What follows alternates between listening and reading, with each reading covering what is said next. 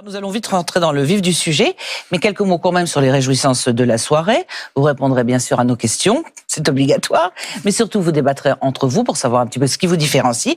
Et puis vous répondrez également à 3 sympathisants de gauche. Gilles, faites-nous les présentations de nos sympathisants qui vont donc vous poser des questions. Bon, on va même le faire tous les deux. Je vais faire la première. Remarquable. Bonsoir Yacine, qu'on voit à gauche sur l'écran. Vous habitez Amiens, vous travaillez à Pôle emploi. Vous avez 62 ans, bientôt 61 ans je crois, bientôt la retraite donc. Et ça tombe bien parce que c'est justement sur le projet des socialistes concernant les retraites que vous voulez interroger les candidats. Je signale que vous avez signé au terme de l'accord de la NUP un projet selon lequel la retraite c'est à 60 ans. Direction Marseille maintenant. Bonsoir Séverine Gilles.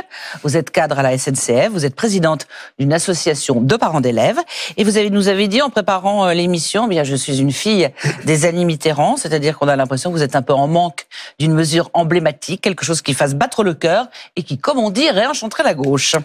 Maxime Zeidenberg, notre 3e Français, bonsoir à vous. Vous habitez Bordeaux, vous avez 23 ans, vous êtes ingénieur dans les énergies renouvelables. Ça tombe bien parce que vous nous parlerez d'écologie, plus précisément de nucléaire, dont vous estimez que le pays ne peut pas se passer. Alors, dernière petite précision avant de rentrer dans le vif du sujet.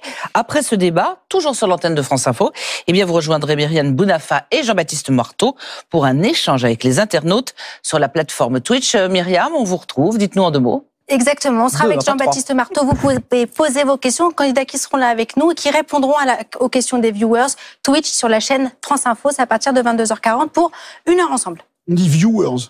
C'est ça. Moi aussi, je suis pas très branchée. Je suis plus consacrée par les mesures sur la retraite que ça, ce genre de choses. Alors, nous allons tout de suite commencer. Alors, si les militants socialistes vous connaissent, les Français sans doute vous connaissent un petit peu moins, surtout qu'il y a eu pas mal de renouvellements. Vous avez donc 1 minute chacun pour vous présenter. Alors, le tirage au sort vous a désigné vous, Nicolas Maillard-Rossignol, pour parler en premier.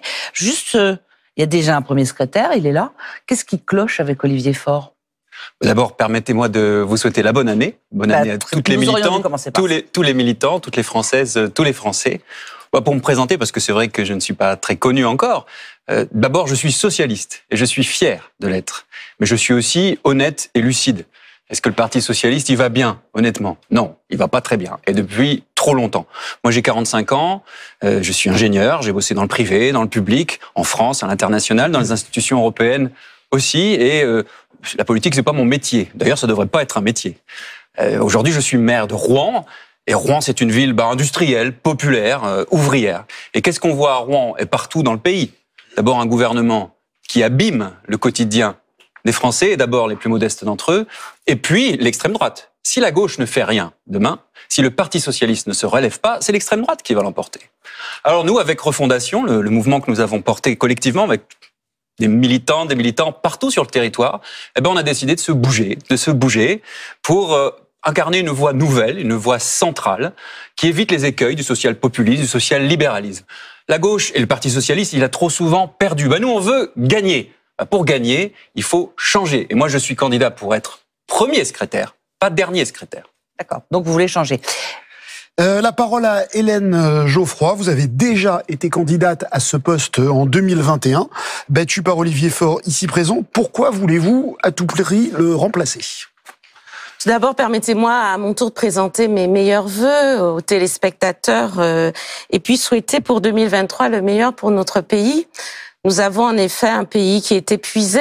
Vous le savez, je suis maire de Vanvelin, d'une ville populaire, et je vois bien les difficultés rencontrées, la jeunesse minée par l'éco-anxiété. Je vois un RN aux portes du pouvoir, et c'est vrai que la mission historique des socialistes, et c'est la raison pour laquelle je suis candidate, c'est d'être la gauche du réel, la gauche des solutions, celle qui peut à un moment offrir un débouché politique aux colères qui s'expriment dans le pays. Et puis, depuis 5 ans, le Parti socialiste n'a pas travaillé sous la houlette de mon camarade Olivier Faure. Il n'a pas produit des idées liées aux préoccupations des Français sur la sécurité, la santé, le travail, l'écologie. Je suis scientifique de formation, j'ai fait une thèse en mécanique, je sais l'importance d'être une gauche de progrès. Et donc, ce que je veux proposer, si je suis première secrétaire, c'est la capacité, en réalité, d'avoir une stratégie qui soit gagnante, qui sorte le PS de la féodation LFI au travers d'un triple rassemblement, celui des socialistes, celui des sociologies éclatées du pays au travers d'un front de classe qui rassemble toutes les classes populaires, moyennes, classes favorisées, et enfin un rassemblement de la gauche, mais cette fois-ci autour d'un contrat de projet. Alors Olivier Faure, vous êtes premier secrétaire et vous entendez bien le rester. Alors finalement, on a entendu deux choses ce soir. Dans une interview, Nicolas Maillard-Rossignol a dit quand le PSG perd 5 matchs d'affilée, on se pose à minima des questions sur la capacité d'un entraîneur. J'imagine qu'il pensait à vous. Et deuxièmement, Hélène Geoffroy vient de dire à l'instant un parti socialiste qui n'a pas travaillé sous la houlette d'Olivier Faure. Alors ne pas travailler sous la houlette, c'est étrange. Et deuxièmement, elle a parlé d'inféodation à la NUPES. Donc comment vous vous présentez et comment vous vous défendez? Nous y reviendrons parce que je ne veux pas entrer dans les polémiques. D'abord, bonne année à toutes et à tous. Et puis, singulièrement aux socialistes, bon congrès. Et un bon congrès, c'est quoi? Un bon congrès, c'est un congrès où on évite de se regarder trop le nombril, où on évite les guerres de tranchées qui ont lassé depuis longtemps les Français. Un bon congrès, c'est un congrès qui suscite de l'espoir dans le pays. Un bon congrès, c'est un congrès qui s'adresse aux Françaises et aux Français qui souffrent aujourd'hui, qui souffrent de tout cette dérèglement du monde, la guerre à nos portes, l'inflation, la vie chère, ces contre-réformes, la retraite, l'assurance chômage, bref, un parti qui se met à l'ordre du moment. Si nous ne montrons pas que nous pouvons à nouveau changer la vie, alors les Français se détourneront de nous définitivement, vers l'abstention ou vers l'extrême droite. Et donc, le vrai enjeu, le seul enjeu même, dirais-je, de ce congrès, c'est de faire en sorte de savoir si, en 2027, la gauche et les écologistes seront l'alternative à 10 années de macronisme, ou si, à force de division, eh bien, ce sera l'extrême droite qui sera à nouveau, pour la 4e fois, au 2e tour de l'élection présidentielle. Et depuis que je suis premier secrétaire, depuis 4 ans, qu'ai-je fait? Chercher à sortir de l'isolement, à un moment où on nous conspuait. La gauche, nous sommes arrivés à nouveau en son cœur. Et j'entends bien maintenant faire en sorte que la gauche, effectivement, avance d'un même pas pour pouvoir demain l'emporter face à la droite et à l'extrême droite. Je vous précise juste que tout le temps est compté pour que vous soyez à stricte égalité. Olivier Faure, vous êtes un tout petit peu en avance, mais c'est pas très grave. Vous avez tous débordé, pas beaucoup, mais vous avez tous débordé. Maintenant, on va essayer de faire des réponses assez claires, assez rapides, puisque si on veut avoir le temps d'aborder pas mal de sujets, il faut se plier à cette discipline. Place au débat maintenant. On a compris que le débat allait être vif parce que les reproches mutuels ont déjà fusé. J'ai une dernière précision puisque ce débat sont concernés pour le vote les militants socialistes à jour de cotisation qui sont appelés à voter jeudi prochain. Ça sera le 12 entre 17 et 22 heures. Je précise que c'est un vote physique. Il n'y a pas de vote électronique. Ils doivent se déplacer dans leur section respective et on va commencer le débat avec les questions de vie quotidienne.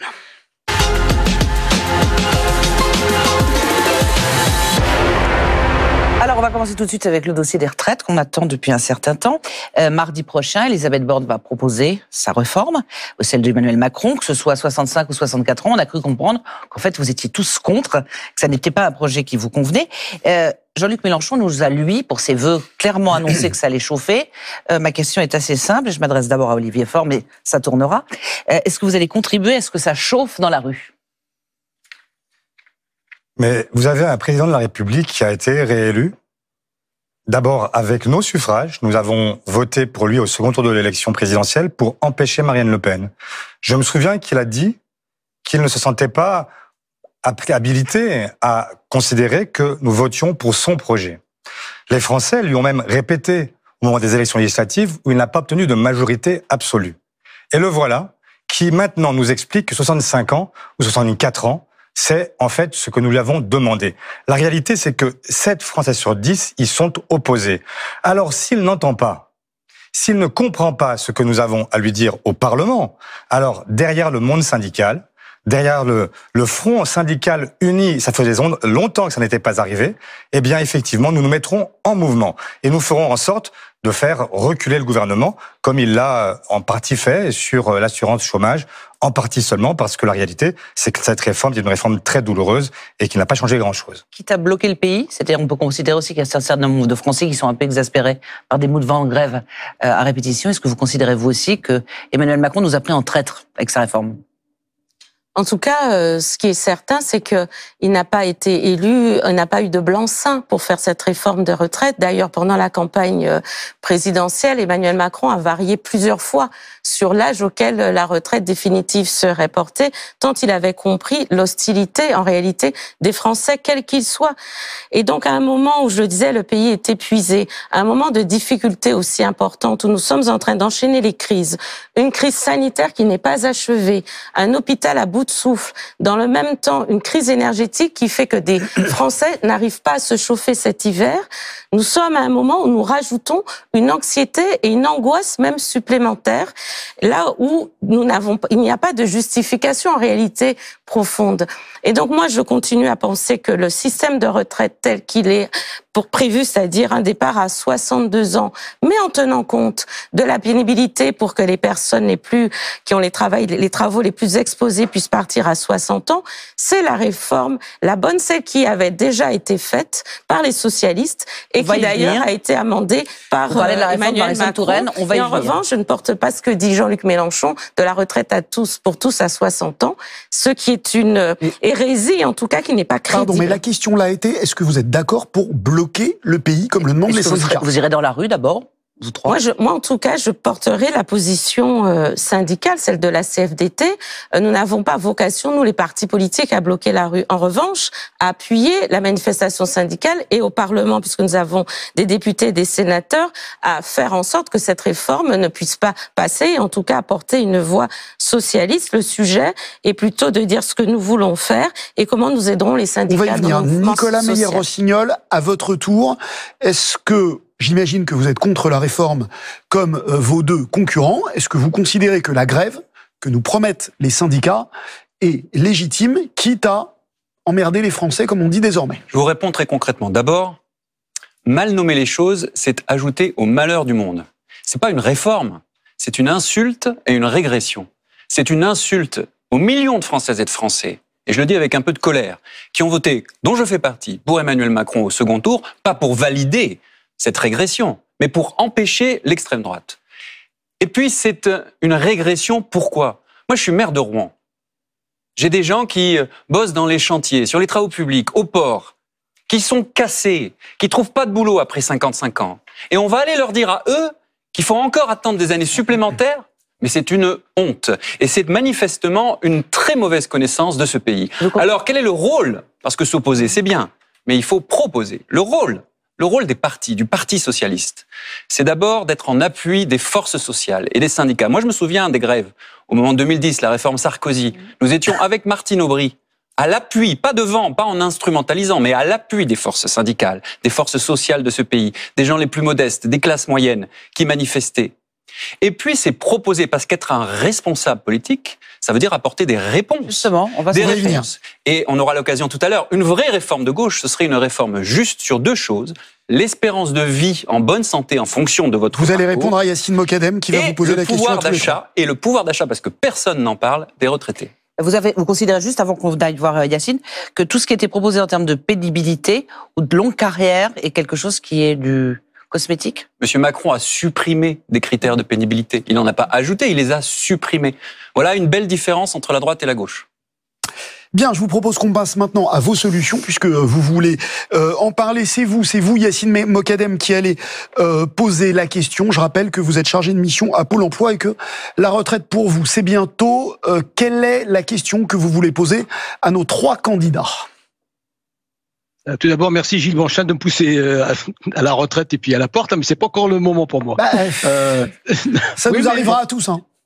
Oui, je sais. Simplement, ce que je voulais dire, c'est que alors, je vais pas dire que j'ai rien compris à ce qui a été dit. C'est intéressant. Il y a Kellen Geoffroy qui a parlé des 62 ans et du fait que la proposition de 60 ans n'était pas bonne. Donc, moi, la question elle est simple. Hein. Au lieu de tourner autour du pot et puis d'être dans l'opposition, Macron c'est pas bien, etc., etc. Quelles sont vos propositions en matière de départ à la retraite? Est-ce que c'est 60 ans? Est-ce que c'est 62 ans? Ça peut être 55 ans? Peu importe. Hein, mais c'est vrai que quand vous dites qu'il y a une colère qui monte, la colère, il faut y répondre. Et pour y répondre, il faut donner des solutions et pas simplement tourner autour du pot et puis faire de la politique. Alors, je vais pas dire à deux balles. Excusez-moi, je suis un peu raide sur le sujet, mais voilà, on vous pose des questions, il faut répondre. C'est quoi, 60, 62 ans, 65 ans, 55, peu importe. Hein. Voilà. Olivier Faure, je vous propose de répondre. Oui, d'abord, il n'est pas indifférent de dire quand même que, pour l'instant, il y a un gouvernement et que nous sommes dans l'opposition. Que nous n'avons donc pas, en réalité, un référendum qui s'organise entre deux projets, le nôtre et le leur. Donc il y a d'abord un front qui est un front unitaire, qui est un front qui recouvre l'ensemble du monde syndical et qui, même s'il porte des solutions différentes, est uni pour contester le recul de l'âge légal. Pourquoi ? Parce que c'est la réforme la plus injuste qui soit. Alors ça, vous l'avez déjà dit, la question d'Yacine était quelle est votre réforme ? Mais je viens en proposition. Nous sommes donc en train de chercher les uns avec les autres une proposition. Nous avons été élus, pour ce qui me concerne, et les 151 qui ont été élus au mois de juin et qui appartiennent aux différentes formations de la gauche et de l'écologie, ont été élus sur une réforme à 60 ans. Et vous la soutenez ? Que je soutiens, personnellement. Le débat n'est pas terminé, mais que je soutiens. Je vais vous dire pourquoi.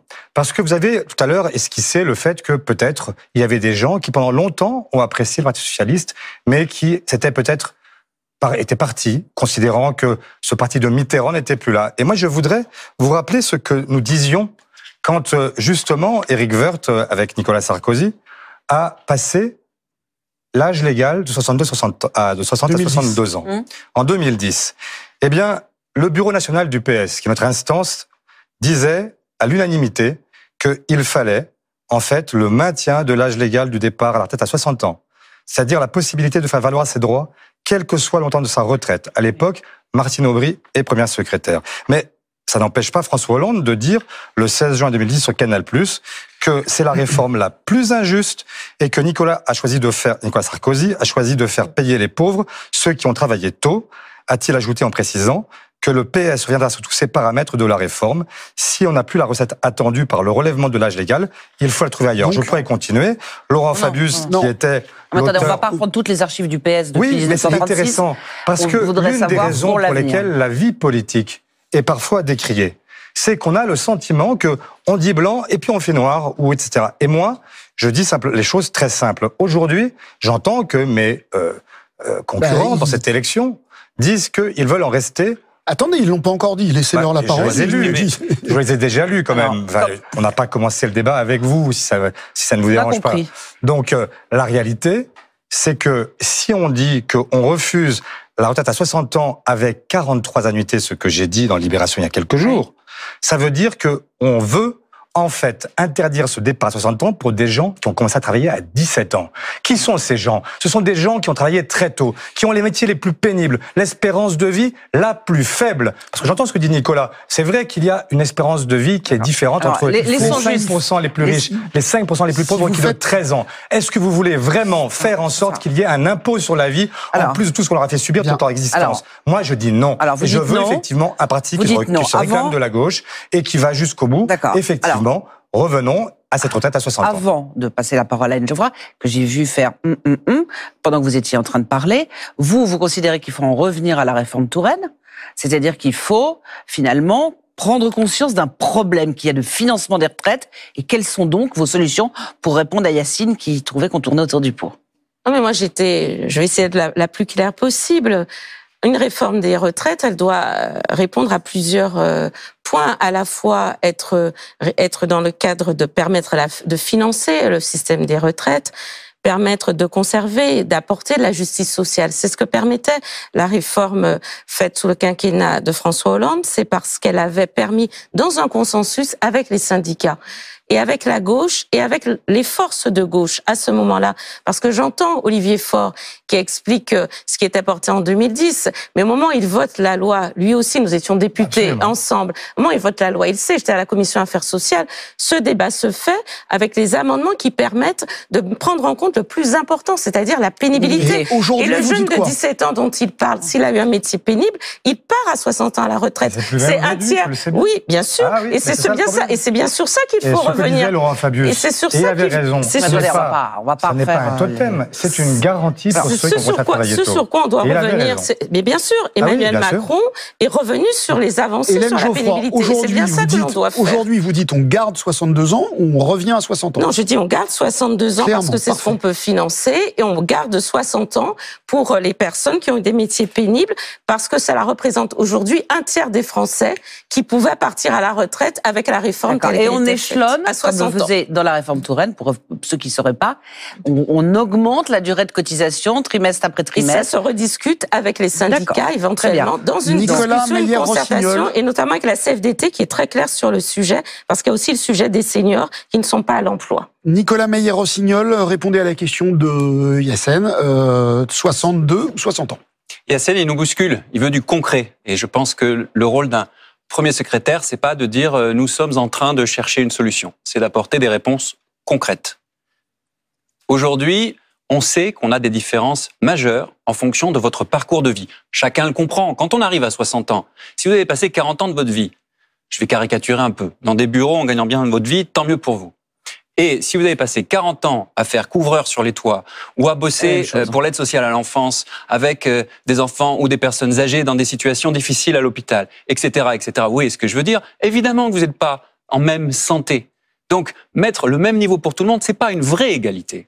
Donc, une réforme juste, une réforme de gauche, c'est de dire le nombre d'annuités et l'âge légal de départ à la retraite, ils sont d'abord définis par les critères de pénibilité du boulot. Premier point. Je le rappelle, Emmanuel Macron en a supprimé. La gauche, au pouvoir, elle en remettra, et clairement. Premier point. Deuxième point, les carrières hachées, en particulier les femmes. Les femmes, c'est la double peine. Pendant la vie active, moins 22% de salaire en moyenne par rapport aux hommes. Pendant la retraite, 50%. Donc, les carrières hachées. Les carrières longues, pour que ceux qui ont commencé tôt puissent partir plus tôt. Donc, on peut tout à fait partir avant, quand on a eu des métiers pénibles, et quand on a commencé tôt. Pourquoi pas? Et dernier point, parce que c'est très important. Ah, pourquoi pas? Le comité d'orientation, le conseil d'orientation, nous serons d'accord avec ma proposition et tant mieux.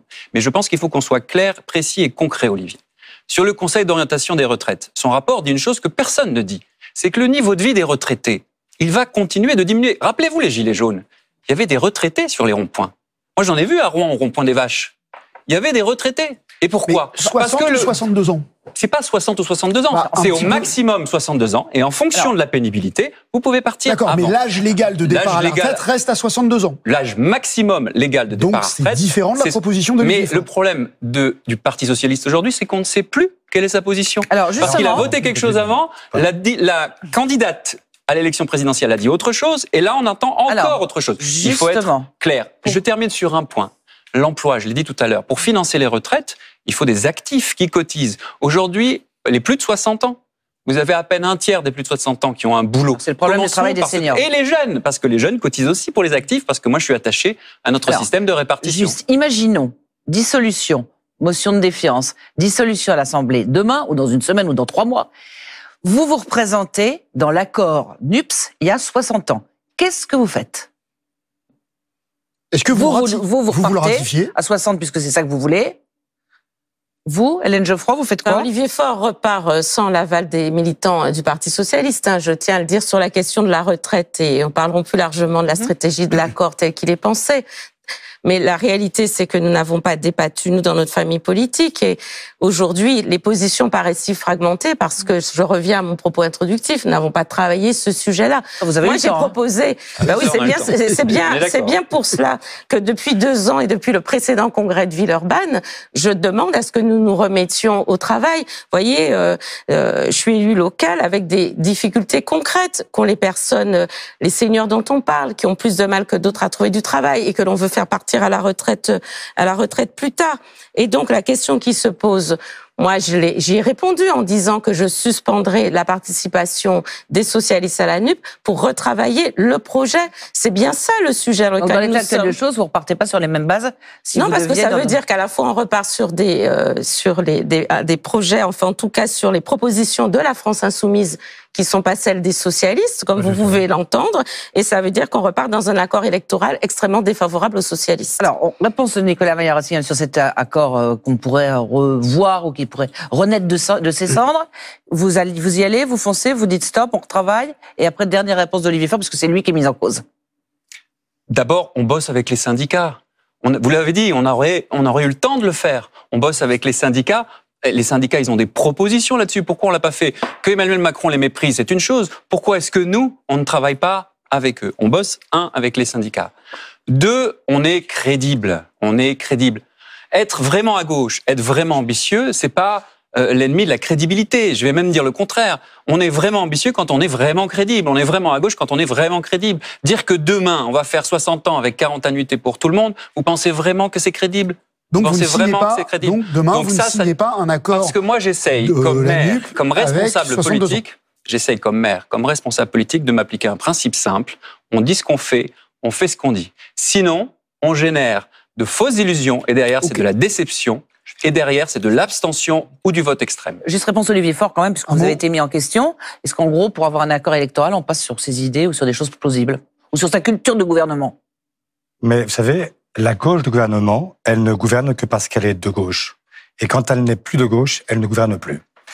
Et donc, je vais vous dire une chose très simple. En fait, on fait comme s'il y avait une montagne devant nous. Cette réforme des retraites que nous propose le gouvernement, il nous dit que c'est parce qu'il y a un problème de financement. Vous savez que c'est 12 milliards pendant les prochaines années qu'il faut chercher à trouver. C'est 0,5 points ça, de PIB. Ça, c'est à 62 ans. Oui. Vous voulez revenir à 60 ans. 60 ans avec 43 annuités. Oui. Peut-être qu'il faut m'écouter jusqu'au bout. Ça permettra de comprendre ce que je dis. À 60 ans, c'est plus. Et donc, que 12 ne laissez pas comprendre. Ne laissez pas comprendre ce que je n'ai, n'induisez pas des choses que je n'ai pas dites, parce que la caricature est facile. Je suis tout à fait crédible dans ce que je dis, et tout à fait capable de vous dire que c'est possible. Et donc, quand vous avez seulement 0,5 points de PIB, et que nous sommes, en réalité, quand on regarde les autres pays européens, parfois, prenez les Italiens, ils utilisent, eux, 16 points de PIB pour payer les retraites. Nous, c'est 14. Est-ce qu'on ne peut pas mettre à un moment un peu plus d'argent dans les retraites? Si ça peut permettre à des gens de partir effectivement à un moment où ils sont encore en bonne santé. Parce que vous savez que l'âge de départ à la retraite en bonne santé, il est très différent selon les catégories sociales. Vous savez que vous avez des gens qui sont déjà morts à 62 ans. Vous avez une espérance de vie qui est très différente entre les cadres et les ouvriers. Et donc, ce que je cherche à protéger, ce sont pas des gens qui sont effectivement journalistes, hommes ou femmes politiques. Je cherche à protéger des gens qui, effectivement, toute leur vie ont été au marteau-piqueur, ont été... Mais ça, vous êtes tous d'accord là-dessus. Oui, très bien. Sauf que pour les protéger, il faut donner des droits. Bien. Voilà ce que je fais. Sauf que simplement, pour rebondir, parce que Olivier dit nous sommes crédibles, c'est toi-même qui disais au mois d'avril que cette réforme coûterait, que ce que proposait Mélenchon était peu crédible, avec 72 milliards, sauf qu'aujourd'hui, ce qui est entendu, c'est la ligne de Jean-Luc Mélenchon et la retraite à 60 ans. Et je rejoins... Non, c'est pas ça. C'est parce que je rejoins du coup la question de votre auditeur, de votre téléspectateur, Yacine, qui dit finalement que ce n'est pas bien clair, parce que lui, s'il a entendu Jean-Luc Mélenchon, lui, il a compris qu'à 60 ans, il part à la retraite, quelles que soient les conditions. Et moi, je toi, tu compris que tu voulais affirmer la position du PS. Donc, moi, j'affirme la position. De ne pas être obsessionnel. C'est pas le congrès de LFI ici. Obsessionnel de quoi? C'est le congrès du PS. Obsessionnel, c'est un entre camarades. Je demande une clarification de ce qui est dit. Voilà. Bien. Yacine, est-ce que vous avez eu la clarification que vous souhaitiez? C'est pire que, c'est pire qu'avant la question que j'avais posée, parce que si j'ai bien compris Olivier Faure, il explique que 60 ans, mais qu'il faut avoir 43 ans de cotisation.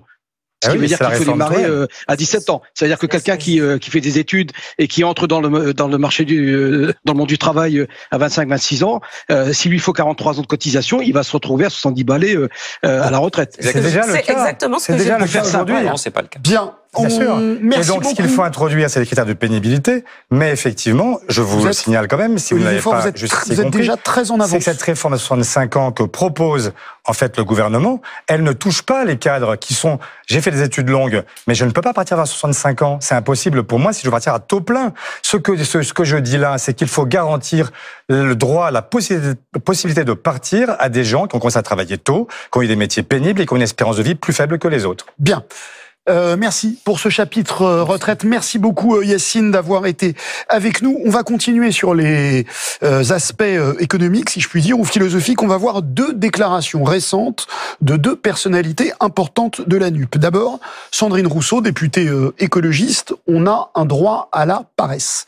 Et on va voir une déclaration de Fabien Roussel qui dit « La gauche doit défendre le travail et ne pas être la gauche des allocations et des minima sociaux ». Alors j'ai une question simple, est-ce que vous êtes plutôt Rousseau ou plutôt Roussel? Nicolas Meyer-Rossignol. Si vous me permettez, moi je suis rossignol, c'est-à-dire je suis socialiste, et je vais vous répondre pas seulement comme Normand, mais très précisément. Le travail pour les socialistes, c'est l'émancipation. C'est pas l'avilissement, c'est pas l'asservissement.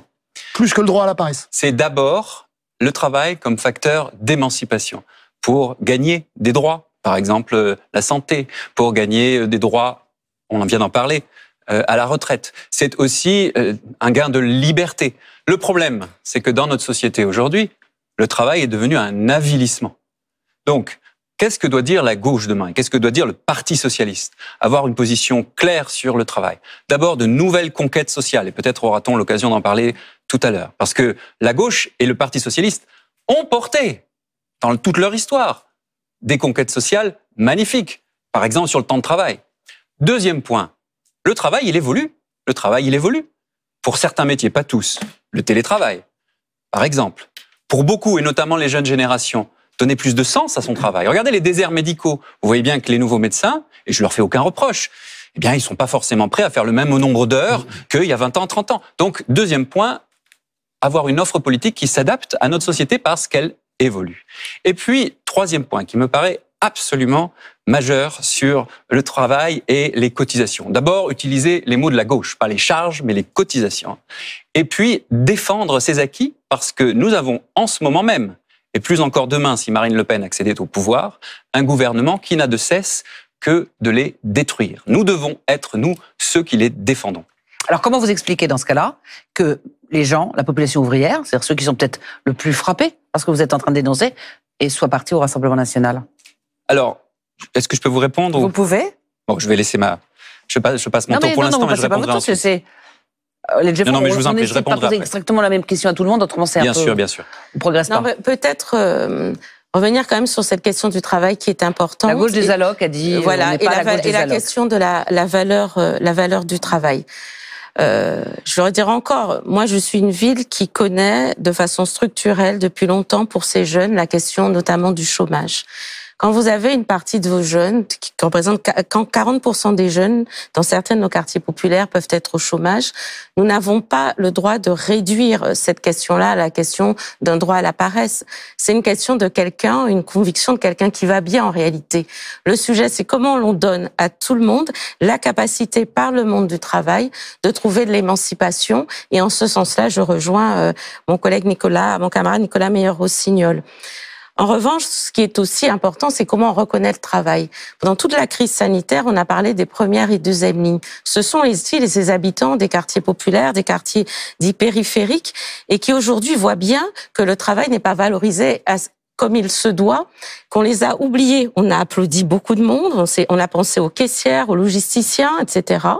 Et aujourd'hui, on le voit dans les politiques de l'État et d'Emmanuel Macron aujourd'hui, on ne leur parle plus et donc ils oscillent entre vote pour le Rassemblement national pour certains d'entre eux ou pire encore presque, résignation et désespoir. Et donc l'objectif de la gauche désormais, c'est de redire oui que notre objectif, c'est de donner du travail, un travail qui émancipe à l'ensemble des Françaises et des Français et dans le même temps, chaque fois quelqu'un trébuche, la solidarité est présente parce que je ne me résous pas à ce que nous ayons perdu cette bataille culturelle qui est de dire que la solidarité est une belle valeur et qu'elle est importante à certains moments de la vie des uns et des autres. Très court, Nicolas Meyer-Rossignol, parce que je vous avais posé la question et je vous ai pas laissé répondre. Finalement, sur la baisse du chômage que vient de dire Hélène Geoffroy, il a plutôt réussi, Emmanuel Macron. Ça suffit pas, parce que regardez la précarité. Moi, je suis à Rouen, je peux vous dire que oui, il y a des gens qui ont du boulot, peut-être. Enfin, ils triment tous les jours, dans des horaires impossibles, avec des situations infernales. C'est ça la réalité quotidienne à Rouen. Si vous venez à Rouen, vous le verrez concrètement. Donc, qu'est-ce qu'il faut faire? D'abord, je pense qu'il y a un point qu'on hésite peut-être à dire. Mais bien sûr que la gauche, et notamment le Parti socialiste, moi je le dis cash, a déçu par le passé. C'est vrai, et c'est une des raisons, pas la seule, mais c'est une des raisons pour lesquelles l'électorat populaire s'est détourné de nous. Donc qu'est-ce qu'il faut maintenant? D'abord être clairement à gauche, oui, mais aussi être clairement crédible et concret sur les mesures qu'on propose. Le cœur du sujet sur le travail, c'est quand même les salaires. Aujourd'hui, on a un problème de répartition de la richesse, avec trop pour très peu de gens et pas assez pour tant de classes moyennes, de catégories populaires. Encore une fois, venez en Normandie et vous verrez ce que je veux dire. Mais c'est vrai partout en France. Donc d'abord, la gauche, elle doit faire des propositions là-dessus. Ensuite, les nouveaux acquis sociaux. Et un grand sujet, une grande conquête sociale. Les femmes, je l'ai dit tout à l'heure, moins 22%. Est-ce que c'est acceptable en 2023 que les femmes qui ont des carrières, qui ont maintenant beaucoup plus peut-être qu'il y a 50 ans, accès à des études supérieures, et tant mieux, à des nouveaux métiers, et tant mieux, mais qui triment, ce sont elles les premières de corvée. Voilà là où la gauche doit s'engager concrètement. Olivier Faure, alors on a entendu droit à la paresse, est-ce que vous le défendez? Droit au repos. Droit à la paresse, a dit Sandrine Rousseau, je crois. Oui, la gauche ne doit pas être la gauche des allocs.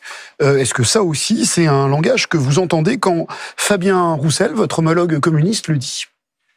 Il y avait un débat entre Marx et son gendre, Paul Lafargue, qui avait écrit un bouquin sur le droit à la paresse. À l'époque, si on n'est pas anachronique, il parle effectivement du droit au repos. Au moment où il n'y a pas de congé payé, où il n'y a pas tout ce que le Front populaire, puis la gauche au gouvernement, a réussi à amener. Donc ce débat-là est un peu anachronique quand on le restitue en 2021 ou 2022. Voilà, je passe sur ce débat-là qui a été un débat périphérique et qui nous a beaucoup pollué. Donc maintenant, il faut revenir à ce que nous disons, nous, la gauche. Et qu'est-ce qu'on dit ? Eh bien, on dit que nous ne sommes pas comme la droite qui glorifie la valeur travail. Ça ne veut rien dire, la valeur travail. C'est Vichy. Travail, famille, patrie. Attendez, ça a été la gauche aussi, la valeur travail. Oui, c'est pas quelque chose. C'est pas ce qu'a dit Nicolas Meyer-Rossignol. Laissez-moi finir, si ça vous dérange pas. Je vais quand même essayer d'aller au bout d'une idée. C'est pas parce que Pétain a dit travail, famille, patrie que le travail est une valeur pétainiste. Le travail n'est pas une valeur en soi. Moi, je pense surtout qu'il faut donner de la valeur au travail. Ça, c'est très différent. Et donc, ça veut dire d'abord les salaires. Le SMIC. Mais aussi, plus largement, une conférence salariale pour revisiter cette grille salariale. Combien? Qui 1500 comme propose Jean-Luc Mélenchon. Et donc, comme nous proposons tous dans la campagne présidentielle, de Anne Hidalgo jusqu'à Jean-Luc Mélenchon, et comme nous continuons à le proposer. Donc, d'abord, le SMIC. Ensuite, une conférence salariale. Mais ça s'arrête pas là. Les conditions de travail. Vous savez qu'aujourd'hui, nous sommes, en Europe, le pays qui a le record des accidents du travail. Si on continue sur la même tendance pour les prochaines années, à la fin de la décennie, c'est encore 8000 personnes qui seront mortes au travail. Il faut aussi s'occuper de ces gens qui sont, que l'on dit, ubérisés, qui n'ont droit à rien, ni à l'assurance chômage, ni à l'assurance maladie, ni à rien. Est-ce qu'on continue? Stop ou encore? Nous, on dit stop.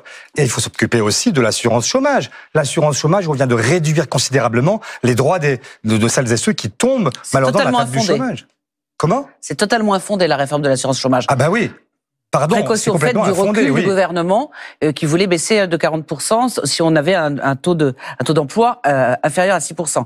Vous considérez que même le cœur même de la réforme... Et même, vous vous rendez compte que si on le relie à ce qu'on a dit juste avant sur la réforme des retraites, vous savez, des gens qui sont, le taux d'activité est effectivement de 60% en France pour les seniors, vous avez des gens qui vont se retrouver non seulement donc au chômage, retraités, enfin pas encore, qui ne peuvent pas toucher leur retraite et qui vont se retrouver avec des droits au chômage qui diminuent. Ça veut dire quoi? Ça veut dire le RSA pour cela. Mais franchement, est-ce que c'est supportable? Vous êtes tous pour... Voilà. On revient sur la modification de la réforme de l'assurance chômage. Le travail, c'est aussi le droit à la retraite. Et tous les trois, le SMIC à 1600 €, c'est votre revendication à tous les trois?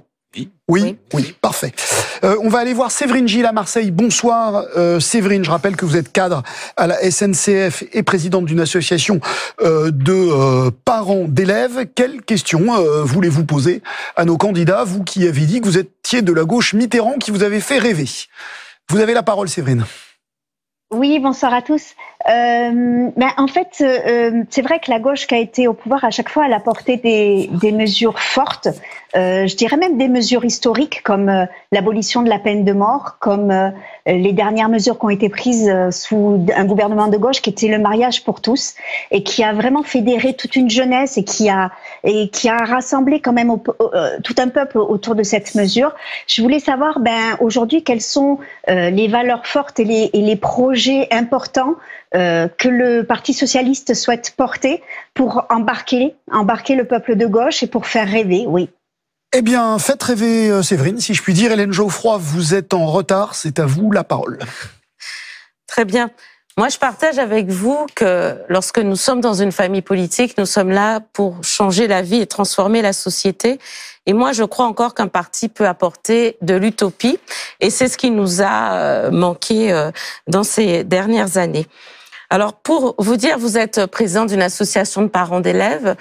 Moi, je porterai, en tout cas, avec le Parti socialiste, si j'en suis première secrétaire, un axe de travail autour de notre jeunesse et de la capacité, et pour les parents et pour leurs jeunes, à redire que nous leur proposons un avenir, et je m'en explique en quelques mots.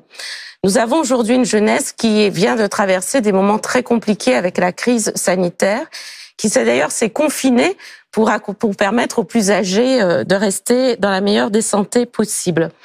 Nous avons aussi des parents extrêmement inquiets parce qu'ils ne sont pas convaincus aujourd'hui que leurs enfants vivront mieux qu'eux et que nous n'arrivons pas à tenir dans notre pays collectivement la promesse républicaine. Et puis enfin, nous avons une société qui se délite et qui se fracture, qui est en train de s'interroger sur sa capacité à vivre ensemble, tant aujourd'hui, nous sommes en train de segmenter les Français et les partis politiques ne sont pas étrangers à cela en créant des clientèles électorales. Et donc moi, je pense que le grand projet, en tout cas de la gauche, c'est celui qui peut unifier les Français. D'abord autour de la bataille autour de l'éducation pour que nous redonnions de nouveau aux jeunes au travers d'une grande alliance éducative que je porte dans Projet pour les socialistes entre l'éducation nationale, l'éducation populaire et puis les parents parce que c'est cette triple alliance aujourd'hui qui, à mon avis, peut permettre de refonder totalement l'école et de redonner des perspectives. Ça, pour moi, c'est un sujet central. Et pour finir, une capacité, je l'ai dit, à vivre ensemble, un moment où il y a des replis identitaires, je crois que c'est le deuxième enjeu du pays, c'est redire ce qui nous unit, mais j'aurai l'occasion d'y revenir dans le débat. Nicolas Maillard-Rossignol, une mesure pour à nouveau faire rêver Séverine sur la gauche et le PS. Séverine nous a demandé de rêver et de faire rêver, donc je vais vous proposer plusieurs rêves. D'abord, je l'ai dit tout à l'heure, les salaires. Les salaires, ça c'est le premier sujet, parce que concrètement, ça change la vie. Et le rôle de la gauche, c'est de faire en sorte que les salariés voient leur labeur mieux rémunéré. Ensuite, ça a été dit, et je partage ce que vient de dire Hélène Geoffroy, l'éducation. Moi, je suis boursier de la République. J'ai eu la chance de faire des études grâce à une bourse et de faire des études publiques, de recherche, universitaires, de haut niveau, grâce à cet ascenseur social. Remettre cela au cœur de notre promesse républicaine, avec des moyens pour l'école, avec de la considération pour les métiers. Aujourd'hui, les gens, ils veulent plus faire prof, ils veulent plus faire instit ou professeur des écoles, ils veulent plus faire ces métiers parce qu'ils ne sont pas attractifs. Remettre de l'attractivité et de bonnes conditions de travail. C'est de l'argent, l'attractivité, simplement? Oui, c'est de l'argent et de la considération. Et la considération, elle n'est pas présente non plus chez certains parents d'élèves. Il n'y a pas que... Non, bien sûr, c'est un modèle de société. Mais ça passe aussi par la vision que l'on porte et les messages que l'on exprime quand on est un responsable politique en responsabilité dans notre pays. Olivier. Troisième exemple, je vous en ai donné deux, je voudrais en donner 2-3 autres qui sont importants. Les femmes, je l'ai dit, j'y reviens pas, mais je crois que ça doit être une de nos grandes causes pour la gauche, parce que ça n'est pas normal qu'il y ait tant d'inégalités. Il y a beaucoup de sujets, j'ai parlé des salaires, on pourrait parler de la précarité menstruelle, on pourrait parler de l'égalité et de la lutte contre les violences sexuelles et sexiste qui doit être impeccable. Et puis enfin, un dernier exemple, parce qu'on a parlé du mariage pour tous, par exemple, de l'abolition de la peine de mort, eh bien, le droit à mourir dans la dignité. Comme ça, c'est prévu, même si ça a l'air de prendre un peu de temps. Eh bien, il faut le faire. Olivier Faure. Je suis d'accord avec tout ce Est-ce que vous êtes là pour faire rêver? Est-ce que vous n'êtes pas plutôt là pour faire les choses, tout en rêvant un peu? C'est pas une question de rêve, c'est une question, d'arriver à continuer. À partir du réel. Voilà. Donc Jaurès, c'est parmi nous, et donc effectivement partir du réel. Vous citez tous dans vos contributions Jaurès, cherchez la vérité à la dire, ça c'est un point commun. Mais attendez, nous sommes socialistes tous les trois, donc il y a quand même quelque chose qui nous réunit. Il ne faut pas non plus exagérer. Et moi, j'aspire à ce que nous puissions faire notre unité à tous les moments, même s'il y a des moments de conflictualité, parce que c'est normal, c'est un grand parti démocratique. Bon, je viens à votre question. Votre question est plutôt la question de Séverine. D'abord sur les valeurs. Moi, je vous propose des choses très simples. D'abord, 3 ruptures. Une première rupture avec la société de marché, qui va jusqu'à détruire la planète, qui est aujourd'hui cette recherche du profit à tout prix, qui détruit le travail et qui détruit notre environnement. Deuxième rupture, c'est une rupture avec la définition actuelle du mérite. Parce que le mérite, ça a été défini par des gens qui, peut-être, sont l'élite républicaine aujourd'hui, mais qui ont mis de côté celles et ceux qui sont là dans le métier du soin, dans le métier de l'aide, et qui doivent aussi être revalorisés. Ces premiers de corvée qu'on a beaucoup loués pendant la campagne présidentielle et qu'on a oublié aussitôt. Et puis, troisième rupture, c'est de revenir aussi à des services publics qui sont non pas abandonnés, mais qui sont renforcés parce qu'ils sont l'outil du bien commun. Voilà pour les valeurs.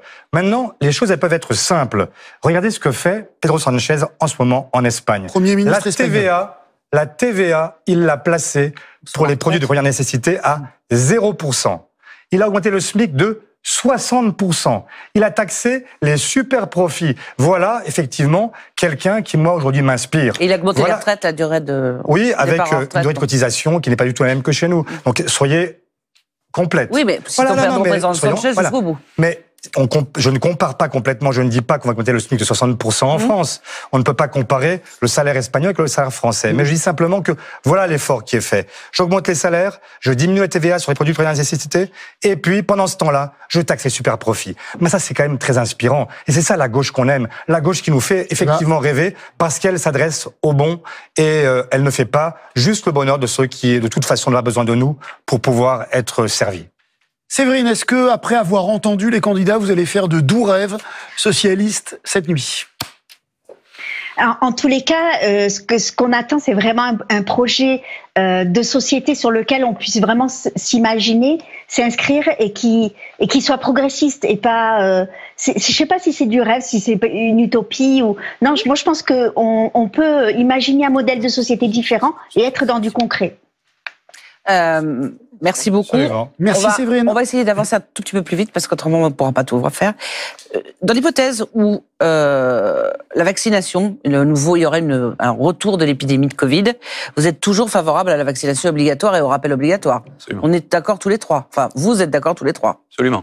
Oui, moi je suis scientifique de formation. Moi je crois en la science. Bon. Je crois au progrès. Vaccination obligatoire, on est d'accord.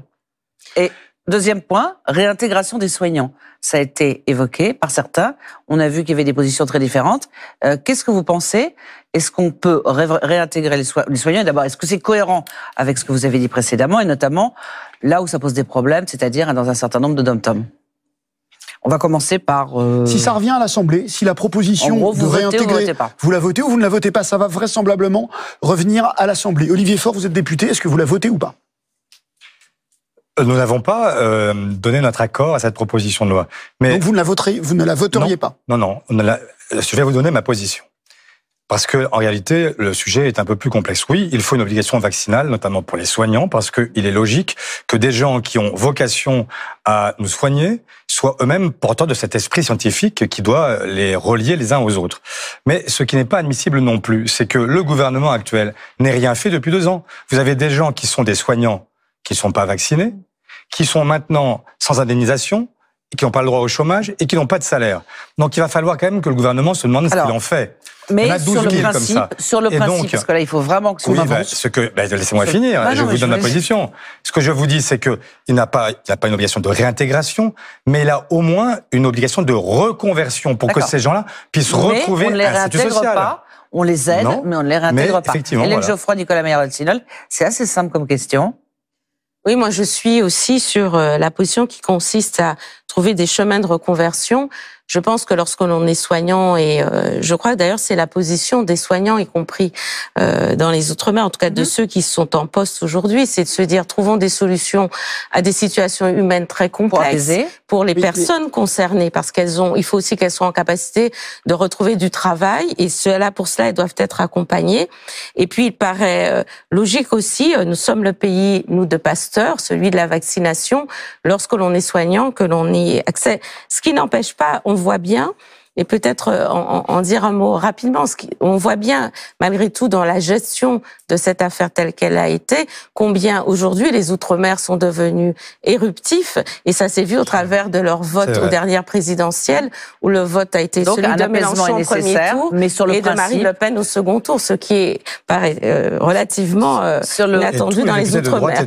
Nicolas, outre-mer qui sont remontés. Nicolas Mayer-Rossignol, ça va revenir à l'Assemblée. Vous, premier secrétaire, est-ce que vous dites aux députés, il faut voter pour ou contre la réintégration des soignants non vaccinés? Contre, en différenciant les deux points. Je veux le dire très rapidement. Il y a la dimension scientifique et sanitaire. Il se trouve, sans prétention, que je la connais bien, puisque c'est ma formation initiale, les vaccins, les sciences de la vie. On a 2 scientifiques sur 3, là, ce soir. J'ai fait des études de biotechnologie, voilà, c'est comme ça. Bon, la dimension sanitaire et la dimension humaine et sociale, c'est vrai. La dimension sanitaire et médicale, il ne faut pas transiger. Les vaccins, c'est une technologie qui est éprouvée. Il y a un bénéfice et un risque, comme on dit en milieu médical. Et quand on est face à une pandémie, je rappelle que la pandémie est toujours là, qu'il y a de nouveaux variants qui circulent et que nous ne sommes pas à l'abri que de nouvelles mutations entraînent de nouveaux variants plus dangereux, plus infectieux, plus contagieux. C'est clair. Sur l'aspect humain et social, il y a des femmes et des hommes qui sont dans des situations difficiles. On ne va pas les mettre sans emploi toute leur vie. Donc, il faut effectivement formation, reconversion. Aide. Okay. Bien. Alors, on va enchaîner sur l'immigration. Je vais vous demander une chose à tous les trois. Il faut aller plus vite. Vous avez souhaité, vos représentants qui sont sur le plateau nous ont dit, on veut parler d'international, on veut parler d'écologie. Si vous voulez qu'on aille au bout, je suis obligé de vous demander à tous des réponses plus courtes. Si vous êtes d'accord avec ce qui a été dit, vous n'êtes pas obligé de dépenser du temps de parole pour chaque question. Ça non plus. Et moi non plus. Le projet de loi immigration sera présenté en Conseil des ministres en janvier. Sauf erreur de ma part, le mot immigration ne figure ni dans votre texte, Olivier Faure, ni dans le vôtre, Nicolas Mayer-Rossignol. Pas le mot immigration. Le mot migrant, mais pas le mot immigration. Ah, voilà, est-ce à dire que ce n'est pas un sujet pour vous, si vous voulez commencer? À chaque fois que vous me faites commencer, je suis à 13 minutes. Mais enfin, c'est pas grave. Ah non, mais c'était... Si vous voulez, on vous laisse pas commencer. C'était pas courtoisie, hein. Hélène Geoffroy, à propos de l'immigration. Mais moi, j'ai le mot immigration. Exactement, c'est pour ça que j'ai le mot, parce que je considère qu'il fait partie, l'immigration fait partie des sujets que nous devons traiter. Il y a des questions dont la gauche doit s'emparer.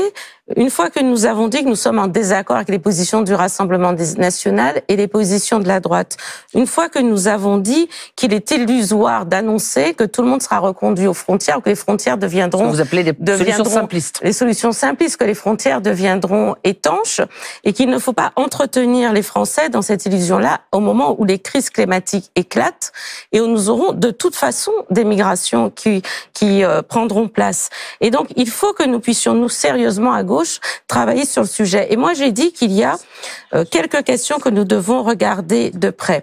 La question liée à celles et ceux qui viennent et qui souhaitent et qui viennent travailler, qui sont déjà sur notre territoire, des familles qui sont aussi aujourd'hui, j'en ai dans ma ville, puisque j'ai des lieux d'accueil des demandeurs d'asile, des familles aujourd'hui qui ne sont ni régularisables, ni expulsables, dont les enfants sont scolarisés. Il faut les régulariser. Moi, j'ai des familles sur ma commune dont les enfants sont dans mes écoles depuis pratiquement 6 ou 8 ans, qui ne sont plus en situation, qui ne seront pas expulsés. Donc, on peut être honnête. Vous êtes d'accord avec les écolos et avec les filles. On peut être honnête là-dessus. Il faut les régulariser parce que les enfants sont chez moi devenus des vedettes depuis 6-7 ans inscrits dans les écoles et que ce n'est pas un système correct d'avoir à leur côté des parents qui ne peuvent pas travailler. Parce que quel message envoie-t-on aussi? Ils ne peuvent pas être au travail et ne seront jamais en sécurité. Et puis de l'autre côté, il faut traiter la question des reconduites à la frontière et savoir comment on reconduit bien aussi, puisque nous nous heurtons aujourd'hui à des impossibilités et il faut être clair sur ce que nous sommes capables de faire sur ce sujet-là. Et la gauche doit être capable de le porter. Nicolas Mayer-Rossignol, alors vous, pour le coup, j'ai cherché immigration, ça figure pas dans votre texte, sauf si je me suis trompé. Est-ce que c'est un problème, une chance, un problème pour la France? Comment vous jugez? J'ai le mot migrant. L'immigration ou les migrants, c'est pas des mots. C'est des femmes et des hommes. Et c'est ça que la gauche doit dire en premier. 3000 morts dans la Méditerranée cette année. Ça, c'est la réalité au quotidien. Moi, je me suis battu ces derniers mois pour Adama Barrow, un jeune Malien. Vous savez la situation au Mali, qui est venu au péril de sa vie jusqu'en France, qui a passé un CAP charcutier. Charcutier, ici, en France, on a du mal à en recruter, qui a été recruté premier de sa promo, dans une PME, qui a fait l'effort, en CDI, qui donne toute satisfaction, et l'État voulait l'expulser. Faut-il régulariser, comme l'a proposé Hélène Geoffroy? Est-ce que vous êtes pour la régularisation de tous les travailleurs quand on a des migrants? C'est pas ce que j'ai dit. Quand on a des migrants, si je peux juste oui, vas-y, mais c'est pas ce que j'ai dit. Pas ce que j'ai dit non plus. Vas-y, Nicolas. Quand on a des migrants, comme Adama, dont je viens de parler, qui donnent toute satisfaction, qui sont intégrés, qui ne posent strictement aucun problème. C'est l'honneur de la France, et c'est aussi l'honneur de la gauche, que de porter leur régularisation. Personne sur le cas d'Adama. Et malheureusement, aujourd'hui, ça n'est absolument pas le cas. Premier point. Deuxième point, il faut une approche européenne. Personne ne l'a dit. Il faut une approche européenne. On l'a bien vu. Souvenez-vous de l'Ocean Viking, SOS Méditerranée, les 234. Vous avez passé, vous, 3 semaines sur le ponton d'un bateau à 234. Ça, c'est infernal. Et pourquoi c'est infernal? Parce qu'il n'y a pas de mécanisme juridiquement contraignant au niveau européen. Troisièmement. Mais ça, là-dessus, beaucoup de gens sont d'accord sur le fait que ça passe par un règlement européen. Je rappelle que nous avons eu une présidence française de l'Union européenne. Peut-être que ça aurait été l'occasion d'avoir un mécanisme juridiquement contraignant. Troisième point, à Calais, le traité sur ce sujet, qui s'appelle Sandhurst maintenant. Ce traité, on voit bien que ça fonctionne plus. Quatrième point, les Dublinés, qui sont dans une situation ubuesque. Voilà des propositions concrètes pour résoudre la situation. Est-ce qu'on régularise? Qui régularise-t-on aujourd'hui en France? Rapidement, s'il vous plaît. D'abord, on applique les circulaires. Il y a une circulaire, il s'appelle la circulaire Valls. Pour les personnes qui ont des enfants en France, qui sont nés en France, on les régularise. Ça n'est pas fait aujourd'hui. Deuxièmement, il y a des préfets, en fonction des départements, qui ont des marges d'appréciation qui ne les utilisent pas. Par exemple, si la personne a un métier, donne toute satisfaction, le cas d'Adama Barrow dont je parlais tout à l'heure. Voilà des exemples très précis. Il ne faut pas faire d'idéologie. Il n'y a pas une règle comme ça qui s'applique de manière générale, ni angélisme, ni manichéisme. Il n'y a pas de grand remplacement. Mais par contre, il faut être pragmatique en fonction des situations. Comme le disait Hélène Geoffroy, il faut régulariser les gens qui sont ni expulsables, qui autrement ne peuvent pas, mais c'est pas pour autant qu'il ne faut pas expulser un certain nombre de personnes qui ne sont pas en situation régulière. Je résume bien votre pensée. Tout à fait. Alors, Olivier Faure, parce que maintenant vous êtes le premier, vous êtes le dernier. Il y a un moment, il faut répondre. C'est très bien. C'est un débat au Parlement, des quotas, on fait quelque chose. Comme sur de très nombreux sujets, je suis en accord parfait avec mes camarades, et c'est la position du PS depuis longtemps. Et donc, je les remercie d'être les porte-parole de cette position collective. D'accord. Et quand Jean-Luc Mélenchon considère qu'il faut régulariser tout le monde, vous êtes entièrement d'accord avec lui? Regardez, moi je ne suis pas le porte-parole de Jean-Luc Mélenchon. Non, mais enfin, je suis le premier secrétaire du Parti Socialiste. Vous parlez quand même d'accord possible avec lui. Ah bah oui, donc, bien sûr. Donc il y a un accord, il faut bien qu'il y ait des accords sur des sujets. Donc si vous n'êtes pas du tout d'accord sur l'Europe, sur les retraites, sur tout, ça va faire beaucoup. On va en reparler certainement, mais vous avez quand même vu que nous étions arrivés à un projet partagé.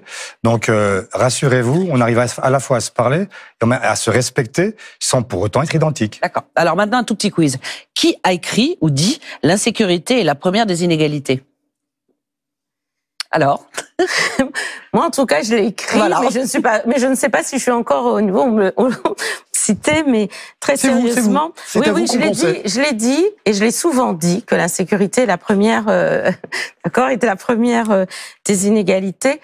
Et je l'ai dit parce que je regrette le recul dans lequel nous sommes sur la question de la sécurité aujourd'hui, nous la gauche. Parce que nous avions clairement, lorsque nous étions en responsabilité, affirmé que la sécurité devait être une valeur que nous défendions, un principe que nous défendions pour les classes les plus défavorisées, les classes populaires. Nous avons d'ailleurs recruté des policiers là où Nicolas Sarkozy autrefois les avait enlevés. Et aujourd'hui, dans ma ville de Vanvelin, je viens à peine de retrouver le nombre de policiers que j'avais au moment où avant que Nicolas Sarkozy les supprime, alors même que le nombre d'habitants a augmenté. Et donc, on est aujourd'hui à un moment où on me repose la question en tant que socialiste régulièrement, est-ce que vous pensez qu'il faut faire de la sécurité quand on est de gauche?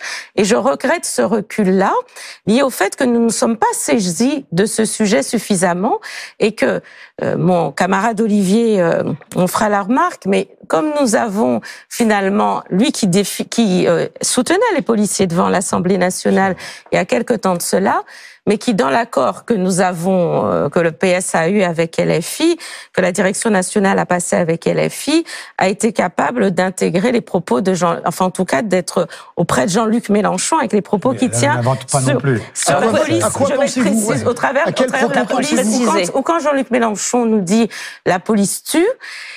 Bien sûr, dire qu'il peut y avoir des difficultés, des bavures, des policiers qui ne sont pas corrects, mais rendre systémique la question de la police en la liant à la question de la violence, alors que dans nos quartiers les plus populaires, comme dans le monde rural, comme aujourd'hui dans les villes moyennes, on voit bien cette insécurité liée au trafic de stupéfiants qui est en train de gangréner le pays. Il faut bien que nous puissions répondre en termes de sécurité. Il nous faut la police est nécessaire, encore faut-il évidemment l'encadrer. Et donc aujourd'hui, Nous sommes dans un moment, en tout cas c'est ce que je propose dans le texte que j'ai, un moment que je pose au vote des militants, que nous retravaillons ce pacte entre les forces de l'ordre, la question de la justice et les citoyens, rétablir la confiance quand c'est nécessaire, mais plus que tout, redire que la police républicaine est utile et que nous, les socialistes, il nous faut apporter des réponses claires à ces sujets-là. Alors, Olivier Faure, vous êtes un tout petit peu en retard cette fois-ci. La police, est-ce que c'est un impensé de la gauche ou suffisamment, ou à la sécurité? Est-ce que finalement, vous n'avez pas suffisamment travaillé? Parce qu'il n'y en a pas beaucoup non plus dans votre programme. Ça fait 20 ou 30 ans qu'on serine avec la même à l'ancienne. La réalité, c'est que la gauche, quand elle est au gouvernement, la gauche... C'est pas moi qui le dis, c'est Hélène Geoffroy, c'est pas moi qui vous serine. Ah oui. Ah ben alors si c'est Hélène, elle n'a pas dû se rendre compte que tous ses collègues maires se traitent de la question de la sécurité, que c'est partout le cas à chaque fois que nous sommes au gouvernement et que nous n'avons absolument pas à rougir face à la droite sur ces questions-là. Et ça a été dit, nous avons été aussi de ceux qui avons rétabli un nombre de policiers important, 10 000, quand nous étions en fonction sous François Hollande. Donc nous n'avons absolument pas à rougir de ça. Cette fois-ci, vous prenez le bilan comme un peu positif sur ce point. J'ai toujours été assez clair sur cette question-là. Avec, je ne sais pas pourquoi vous voulez à chaque fois me renvoyer à une caricature. Mais je vous renvoie pas une caricature. J'ai fait l'inventaire du quinquennat de François Hollande, où je n'ai jamais dénoncé le fait qu'il ait, au contraire, renforcé un service public que je crois essentiel. Donc, effectivement, il faut en parler de manière très sereine. En fait, on n'a pas besoin de... La police, effectivement, est un service public important qui permet de défendre des femmes et des hommes qui, souvent, dans des quartiers difficiles, n'ont qu'elle pour les protéger. Donc, je n'ai aucun complexe par rapport à ça. Très bien, Nicolas Maillard-Rossignol, si vous pouvez... Est-ce que vous diriez, comme Hélène Geoffroy, que la sécurité est la première des inégalités? La sécurité, elle concerne d'abord, effectivement, les catégories populaires, les Français que je connais à Rouen et partout en France, qui souffrent en premier lieu, effectivement, les plus modestes d'entre eux, de ces enjeux d'insécurité. Et la gauche doit complètement s'emparer de ce sujet. J'en parlais avec Michael Delafosse, le maire de Montpellier, sur la sécurité, en faisant aussi le lien d'ailleurs avec la laïcité. Mais on en parlera peut-être, c'est effectivement un de nos soutiens, on en parlera peut-être tout à l'heure aussi sur le lien avec la laïcité.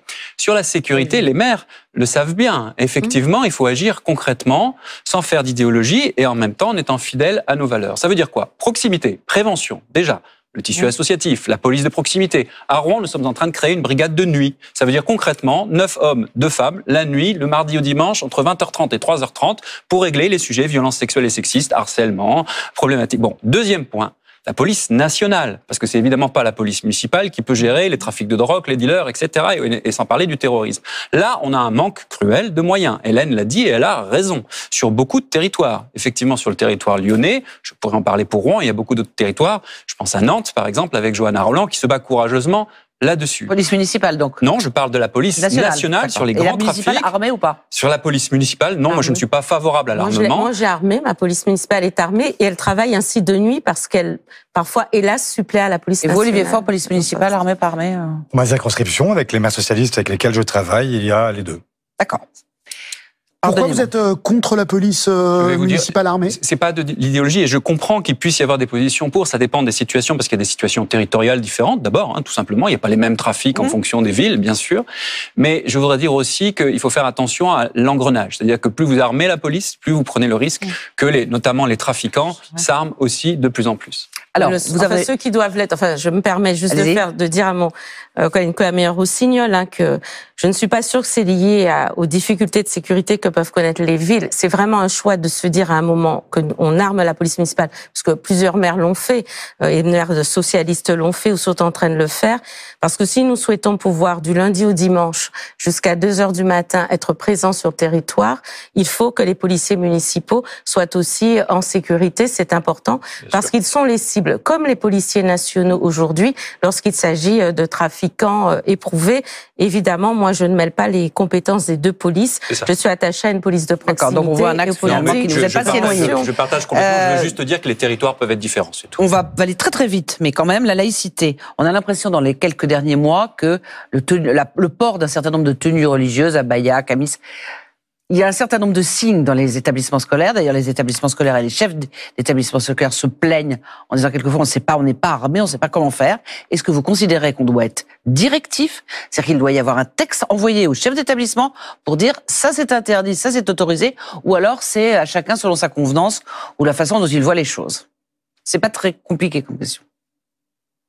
Alors personne ne veut plus parler là. Ah bah, Si. alors, On commence par. qui vous voulez. Allez-y. Ouais. D'abord, moi, je suis un laïc, un républicain laïc convaincu. Parce que la laïcité, c'est cette espèce d'outil précieux qui permet de faire vivre ensemble des gens qui ont des convictions différentes et qui, pour autant, se respectent et permettent d'avoir chacun leurs convictions. On peut croire ou ne pas croire, être respecté de la même façon. Très important. Une loi portée par les socialistes, justement, par Jaurès, par Briand, et qui, depuis un siècle, fait notre fierté. Ça, 1905. OK. Nouveau problème contemporain. Donc, sur les problèmes contemporains. Mais là, d'abord, vous me parlez de sujets. Je ne crois pas que l'abaya soit un vêtement religieux. Ah. Mais s'il y a une provocation qui est faite par tel ou tel groupe qui cherche, à travers une manifestation vestimentaire, à investir l'école et à faire en sorte d'y faire de la propagande, alors là, effectivement, c'est un problème, puisque l'école, c'est le sanctuaire dans lequel, en fait, on vient détacher de toutes ses positions personnelles, où on vient apprendre ce qui nous est commun. On en parle, on dit, on envoie une lettre au chef d'établissement, on leur explique, on fait une circulaire. Si le phénomène s'amplifie, s'il y a effectivement des raisons de penser qu'il y a des groupes... Il y en a, les signalements ont augmenté, ils ont rebaissé récemment, mais ils ont quand même augmenté dans les dernières semaines. Ils ont baissé. Je ne sais pas, moi je ne suis pas ministre de l'Éducation nationale. Mais si vous l'étiez... Si je l'étais et que je voyais qu'il y a des signes d'un groupe extrémiste qui cherche à investir l'école et à faire en sorte que ce soit un moyen de faire progresser des idées intégristes, effectivement, je le condamnerai aussitôt. Voilà, il n'y a pas de problème. D'accord. Donc vous condamnez ou vous interdisez ou vous envoyez simplement une lettre pour que les chefs d'établissement...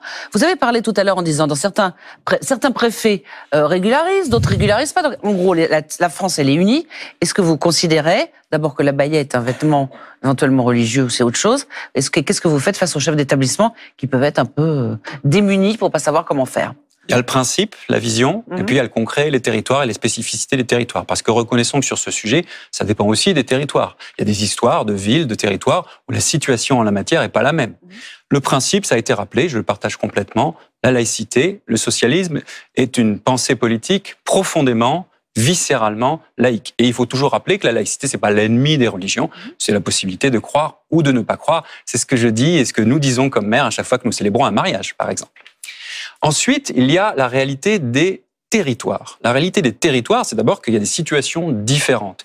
Et il y a, le mot a été employé, effectivement, sanctuaire, je ne sais pas si c'est le bon terme, en tout cas des lieux publics, je pense à l'hôpital, je pense aux écoles, des lieux où nous devons être effectivement fermes parce qu'il peut y avoir effectivement des dérives. Et là-dessus, s'il faut donner des consignes, alors il faut que l'État effectivement les donne. Et puis ensuite, il ne faut pas non plus de faire de discrimination ou de chasse à je ne sais quel vêtement. Soyons quand même un peu pragmatiques. Et là encore, notre organisation territoriale, j'en parle comme élu local, elle est intéressante parce que... Donc on n'interdit pas systématiquement? Pas forcément systématiquement, je ne crois pas que ce soit nécessaire, sauf dans les lieux, effectivement. L'école. Je vous donne un exemple, et je viens de les donner, effectivement. Les écoles, l'hôpital, où là, pour des raisons qu'on comprend très bien, l'hôpital et les services publics, c'est fait. Tant mieux, mais il faut le faire appliquer. D'accord. Hélène Geoffroy? Je suis pas sûre d'avoir bien compris ce que disait sur les territoires mon camarade Nicolas, mais tu auras l'occasion de me le réexpliquer. Dites ce que vous pensez, puis vous lui expliquerez après. Il vous expliquera après le débat. Non, simplement, la question est de savoir est-ce qu'on applique la loi, toute la loi telle qu'elle est faite sur les signes ostentatoires, évidemment. Et pour cela, nous devons conforter les chefs d'établissement. Mais on se rend compte que l'on n'arrive pas à être finalement suffisamment opératoire. Parce qu'en fait, quand la question se pose concrètement, comment peut-on les accompagner le plus précisément? Et il me semble qu'il faut se rendre compte aussi qu'une partie de la jeunesse peut être sous un format de revendication. C'est par là, je le veux aussi, et que l'un des sujets que nous devons traiter, me semble-t-il, c'est d'abord, encore une fois, beaucoup d'éducation. D'abord dire en quoi la laïcité est une loi moderne qui protège. Nous ne le faisons pas en réalité. Nous avions commencé à le faire dans l'éducation nationale autrefois quand j'étais secrétaire d'État à la ville. C'est un sujet que j'ai beaucoup porté dans les lieux d'éducation et qui s'est, hélas, délité. Expliquer en quoi la loi nous protège, en quoi c'est une loi qui est importante et qui n'existe pas dans d'autres pays. Et puis l'autre sujet auquel on doit s'attaquer, me semble-t-il, c'est lorsqu'on est en train d'essentialiser. Et c'est aussi ça qui se joue au travers des tenues vestimentaires. C'est qu'à un moment, il faut que nous nous soyons clairs sur ce qui est en capacité, ce que nous pouvons dire aux jeunes dans les établissements, c'est-à-dire que la République, elle est celle qui prône l'universalisme, qui est attachée à ce que nous proposions à tous les jeunes une possibilité de promotion pour qu'il n'y ait pas envie d'être sur une forme de repli identitaire. Pour le coup, c'est moi qui ne comprends pas totalement ce que vous dites. Mais ce que vous dites aux chefs d'établissement. Ce que je leur dis, c'est qu'à la fois, il faut que nous travaillions. Les consignes sont données, la loi est appliquée. Et puis ensuite, il faut que nous travaillions avec la jeunesse sur la question. Je suis directeur d'un établissement. Il fait deux choses. Et si j'étais ministre de l'Éducation nationale, je fais deux choses. Non, c'est très clair. À la fois, je dis, on applique la loi et on vous donne les consignes pour vous guider lorsque vous sentez qu'elle est détournée, qu'il y a des dérives.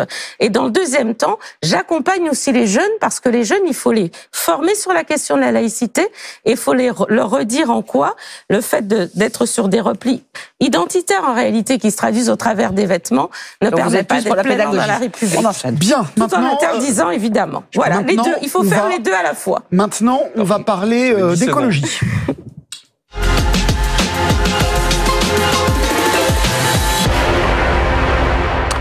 Bonsoir Maxime, vous êtes à Bordeaux, si vous êtes toujours là, mais je suis certain que vous êtes toujours là. Vous êtes ingénieur dans les énergies renouvelables. Vous appartenez à ce qu'on appelle la génération climat, qui met l'urgence climatique en tête de ses priorités. Quelles questions voulez-vous poser aux trois candidats à la direction du Parti socialiste ? Bonsoir, merci de me permettre d'échanger avec vous ce soir. Déjà, leur dire que leur volonté sur les énergies renouvelables sont ambitieuses, c'est très bien. Mais vous trois qui voulez abandonner à plus ou moins long terme le nucléaire, j'aimerais vous rappeler que ce qui est important, c'est de remplacer les énergies fossiles. C'est 47% de notre mix d'énergie primaire. Moi, j'ai 23 ans. Les 3 degrés, les catastrophes qui vont avec, je vais pas uniquement les théoriser, je vais les vivre. Je me sens pleinement engagé dans la lutte contre le changement climatique. J'ai fait un choix de vie en ce sens. J'ai choisi de travailler dans les énergies renouvelables pour lutter contre les émissions de gaz à effet de serre. Ma question est donc la suivante. Énergie renouvelable et nucléaire sont complémentaires pour le climat. Pourquoi voulez-vous abandonner l'une d'elles ? Nicolas Maillère-Rossignol, le scientifique, réponse d'un scientifique, enfin vous aussi vous êtes scientifique, mais réponse d'un des scientifiques à un autre scientifique. Vos 3 textes à différents niveaux proposent la sortie du nucléaire. Il est contre. Qu'est-ce que vous lui répondez ?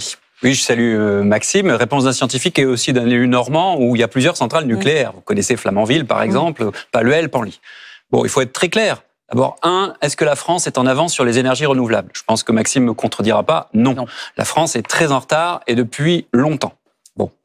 2, quand même, avant toute chose, j'aurais peut-être dû commencer par ça. D'ailleurs, principe de bon sens, la meilleure énergie renouvelable, c'est quand même celle qu'on consomme pas. Donc tout ce qui est rénovation thermique des logements, recyclage, je passe les détails, mais c'est quand même le premier point. Énergie renouvelable, il faut massifier notre investissement. Vous avez parlé de la Normandie, les énergies. Je pense que vous allez être tous d'accord. Je réponds à Maxime. Et je vais venir au nucléaire. La question de Maxime, c'est oui ou non le nucléaire. Je réponds. Mais je veux quand même donner le contexte. Le contexte, c'est qu'on est nul sur les énergies renouvelables. En France, c'est pas normal quand même. Bon, deuxième point. Le nucléaire, c'est effectivement une énergie utile aujourd'hui, clairement. Et c'est une énergie de transition. Pourquoi ? Parce que ce qu'on voit en France, c'est qu'on a massivement investi. Pas suffisamment ces dernières années, peut-être, mais massivement, historiquement, après, en gros, la Seconde Guerre mondiale, investi sur le nucléaire, très bien, bon, que c'est utile aujourd'hui pour avoir une énergie décarbonée, mais que, 1, ça n'est pas suffisant, regardez les prix de l'énergie aujourd'hui quand on est dans des pénuries, et 2, on est en retard sur le renouvelable. Donc, ce que nous disons, c'est très simple, c'est une planification. On programme, pas demain, évidemment, on programme un investissement massif sur les énergies renouvelables, parce que ça doit être la priorité, avec évidemment la rénovation énergétique des bâtiments et tout ce qui concerne ce qu'on appelle techniquement la sobriété. Et 2, on réduit progressivement. Je rappelle quand même que la part du nucléaire est très importante dans le mix énergétique. On sort quand ? On sort quand du nucléaire ? On ne sort pas demain, évidemment. Quand ? On sort dans plusieurs dizaines d'années. Il y a un grand carénage aujourd'hui. On ne va pas l'arrêter. Ouais. Par contre, je vais vous donner un point de désaccord. Peut-être qu'on ne sera pas d'accord avec Maxime. Monsieur Macron dit on va mettre de nouvelles centrales nucléaires. Moi, je pense que ça, c'est une erreur. D'ailleurs, j'attends de voir où on va les mettre. Parce que quand vous allez dire à tel endroit en France, tiens, on va implanter une centrale nucléaire, vous allez voir la réaction des uns et des autres. Olivier Faure, vous dites n'utilisez le nucléaire que comme une énergie de transition. C'est marqué dans votre texte. Qu'est-ce que vous répondez à Maxime ? Je dis exactement ce que vient de dire Nicolas Maillère-Rossignol. Je pense que nous n'avons pas encore la capacité, dans les prochaines décennies, nous aurons besoin de monter la production électrique de 50% pour répondre à tous nos usages, ordinateurs, etc., enfin voitures électriques. Et donc, il faudra produire davantage d'électricité. Donc, comment est-ce qu'on fait? Nicolas l'a évoqué à l'instant. En ce moment, on a ce qu'on appelle le grand carénage. C'est-à-dire qu'on essaye de prolonger la durée de vie des centrales actuelles.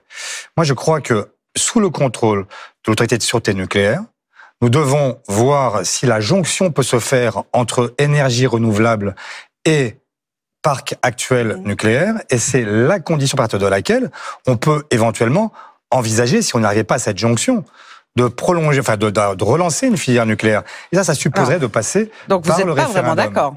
Ah bah si, non, parce que lui considère qu'on n'a pas besoin de relancer un nouveau programme. J'ai lu son texte, il dit qu'il faudrait aussi, et c'est ce que nous pensons parce que c'était le projet des socialistes qui est adopté il y a 1 an à Villeurbanne, c'est que effectivement, par le biais d'un référendum, il faudra consulter les Français parce que c'est un engagement que nous prenons sur plusieurs décennies. Pendant ce temps-là, Hélène vous dira, mais je la laisse parler, qu'elle est pour les small modular reactors comme le président de la République. Alors, ça, c'est dangereux. Elle va nous le dire elle-même, elle est grande. Oui, mais comme je te reprendrai pas la parole derrière toi, je le dis, ça, cette proposition de Nicolas Sarkozy, elle est dangereuse. Parce que c'est pas Nicolas Sarkozy. C'est Emmanuel Macron. Vous avez raison. Il y a des lapsus qui sont révélateurs. Donc, Emmanuel Macron a proposé, on ne sait plus très bien, des small modular reactors. Ça, c'est compliqué, c'est dangereux, parce que ça dissémine sur le territoire partout de l'énergie nucléaire avec un risque terroriste accru. Et puis, cette technologie, personne ne la possède en France. Donc voilà, ça ne marche pas. Hélène Geoffroy, le chef de l'État a proposé 6 EPR supplémentaires. Alors, je ne parle même pas des small modular reactors. Vous, quel est votre point de vue, le nucléaire, pour répondre à notre... Moi, alors, oui, allez-y, pardon. Vous dites, nous assumons un mix énergétique comprenant un nucléaire sécurisé et renouvelé. Oui, parce qu'il faudra bien. La même chose que il faudra bien changer quelques-uns des réacteurs. Pour le coup, moi, j'ai un doctorat en mécanique des structures. J'ai eu l'occasion et j'ai travaillé sur ces questions du nucléaire. J'ai eu la chance d'être formée par cette filière d'excellence à l'époque. De l'énergie nucléaire. Voilà, comme quoi, finalement, les socialistes, il y a beaucoup de talent. Et donc, finalement, quels sont les sujets? D'abord, nous arrivons à un moment où les centrales nucléaires, on l'a vu, elles sont à l'arrêt pour une partie d'entre elles, en difficulté, et des réacteurs qu'il faudra bien faire évoluer parce qu'effectivement, nous ne sommes pas en capacité aujourd'hui de répondre à la demande d'énergie uniquement avec l'énergie renouvelable. Donc moi, j'assume ce mix énergétique. Il n'empêche qu'il faut régler 2 sujets puisque notre auditeur Maxime a posé la question. Il faut régler la question du stockage des déchets radioactifs, en tout cas du fait que l'on puisse annihiler la radioactivité de ces déchets. C'est un sujet majeur puisque nous parlons de dizaines de milliers d'années et nous ne pouvons pas laisser cet héritage. Et donc la recherche est essentielle à conforter sur ces questions-là. Et puis nous devons, pour les énergies renouvelables, travailler au stockage aussi de cette énergie pour pouvoir l'utiliser quand bon semble et pas seulement quand le vent souffle ou quand il y a du soleil. Alors, pour finir, parce que je voudrais pas qu'on se dise que tout s'arrête avec nos connaissances actuelles. Il y a une recherche en cours. On a vu qu'aujourd'hui, il y a eu des avancées sur la question de l'uranium et la possibilité de fusion, là où il y a de la fission, je ne rentrerai pas dans les détails. Ça veut dire que nous devons aussi ne pas penser la question énergétique uniquement avec les connaissances de 2022. Juste pour que je comprenne, les 6 EPR, vous êtes pour, vous êtes contre, on le fait, on le fait pas. Vous on le fait pas. Moi, je renouvelle les réacteurs tels qu'ils sont. Les réacteurs, je reprends là où sont les centrales nucléaires, je retravaille pour qu'il y ait des réacteurs réimplantés nouveaux, si je puis dire, de façon plus familière. Voilà. Je vous ai répondu. Je vous ai répondu grand carénage. Si on tient comme ça. Et après, si on tient pas, en fonction de ce que nous dira l'autorité de sûreté nucléaire, eh bien nous verrons. Nous soumettrons aux Françaises et aux Français la possibilité d'aller plus loin. Tout va bien. Maxime, convaincu, pas convaincu? Je vous remercie pour vos réponses. C'est vrai que ce sont des positions peut-être un peu plus modérées que ce qu'on a l'habitude d'entendre. Et juste voilà, vous rappeler qu'il nous reste un peu plus de 2 ans maintenant pour éviter justement la catastrophe climatique. C'est ça le point. Et que je pense qu'il serait temps aussi, notamment à gauche, qu'on trouve des leaders qui arrivent à soutenir une alliance énergie renouvelable et nucléaire, ce qu'on n'a malheureusement pas assez aujourd'hui au niveau des forces de gauche. Bon, merci Maxime. Merci. On va passer maintenant à l'international.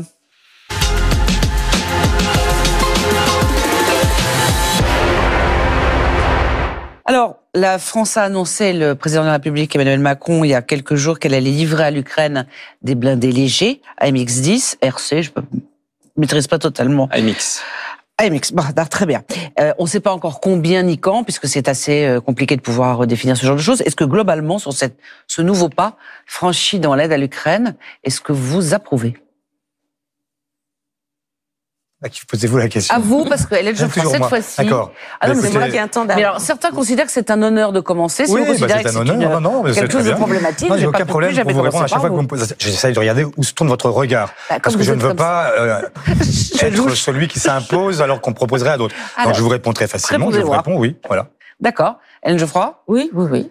Oui, et je reprends les mots de Lionel Jospin. Il y a un agresseur, c'est la Russie de Poutine, et il y a un agressé, c'est le peuple ukrainien. Donc là, au moins, vous pouvez considérer que Emmanuel Macron a fait les choses correctement, tout en considérant qu'il fallait garder une petite voie de négociation avec Poutine. Et j'aimerais que toute la gauche soit aussi claire que ce que nous venons d'exprimer. Hélène Geoffroy, toute la gauche est-elle aussi claire? Là, je ne sais pas de qui vous parlez. Je pense, oui.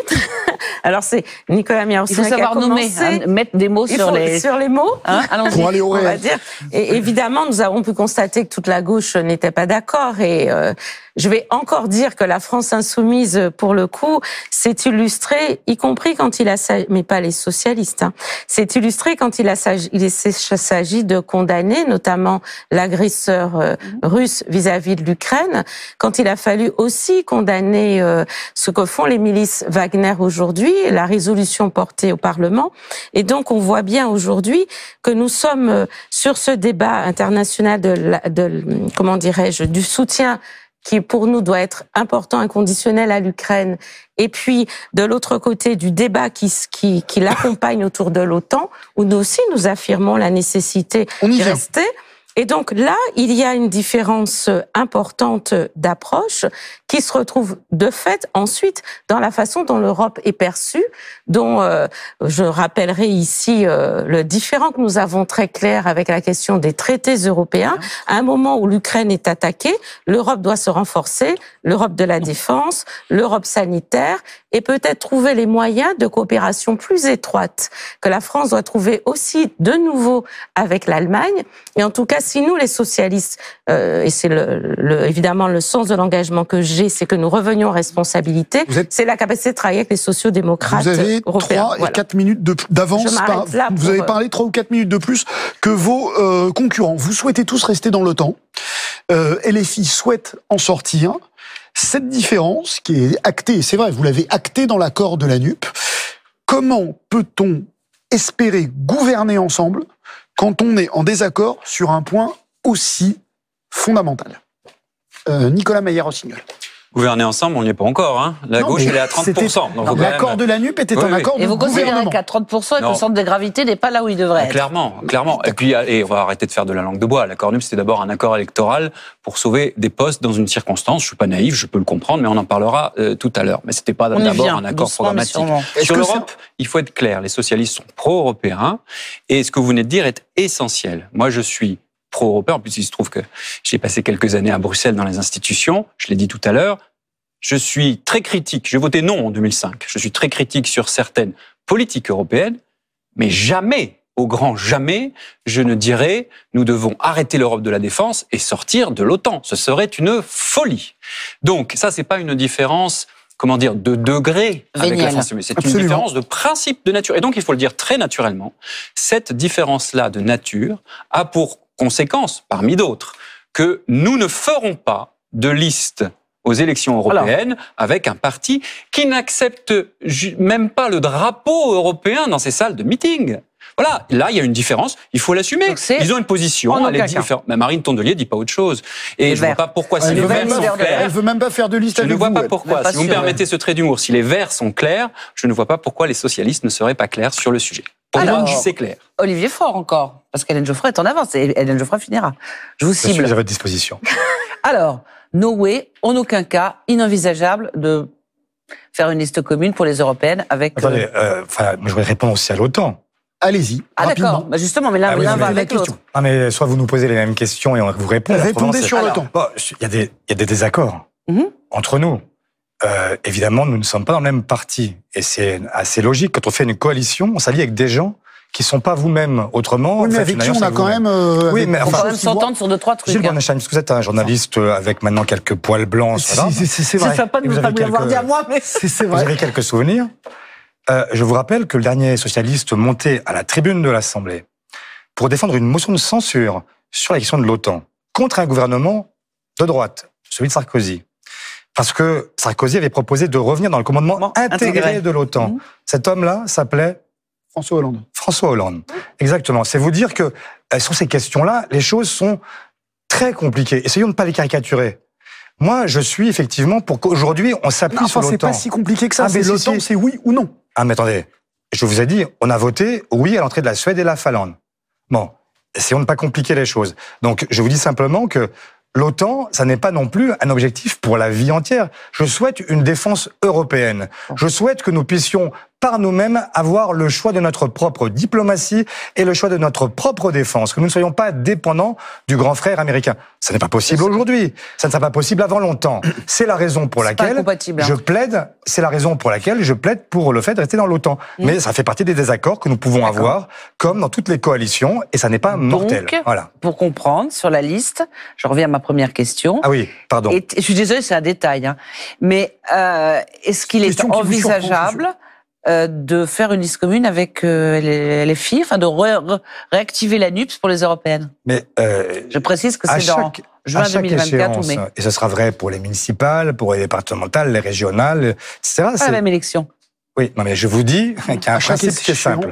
C'est que ce n'est pas l'alliance qui dicte le projet, c'est le projet qui dicte l'alliance. Donc, en l'occurrence, si il n'est pas possible de se retrouver sur les questions de défense européenne, par exemple, Nicolas Meyer-Rossignol dit déjà, c'est non, c'est déjà impossible. Marine Tondelier, vous avez l'air de dire, on peut cette encore question-là 100 fois. Je vous ai déjà dit, ce débat a déjà été soldé, y compris par les Verts. Il ne peut pas y avoir de liste de la NUPES sans les Verts. Donc, il n'y aura pas de liste de la NUPES. Point. Et avec LFI? Mais il n'y aura pas de liste de la NUPES. C'est pas l'avantage. Les valeurs. Les Verts, c'est un parti qui est européen. Oui. Donc, la divergence de valeurs, elle n'est pas avec les Verts, elle est avec LFI, on est d'accord. Donc, le problème n'est pas de savoir si les Verts veulent de vous ou pas, ou si vous voulez des Verts, c'est est-ce qu'il est intellectuellement pensable de pouvoir s'entendre avec LFI? Je viens de vous répondre, absolument pas. Voilà, d'accord, ok. Sur cette question-là, il y a, en fait, effectivement, l'alliance ne peut pas imposer le projet. Et donc, moi, je souhaite qu'il y ait quand même malgré tout un débat entre les différentes formations de la NUP pour qu'on se mette d'accord sur nos accords et nos désaccords.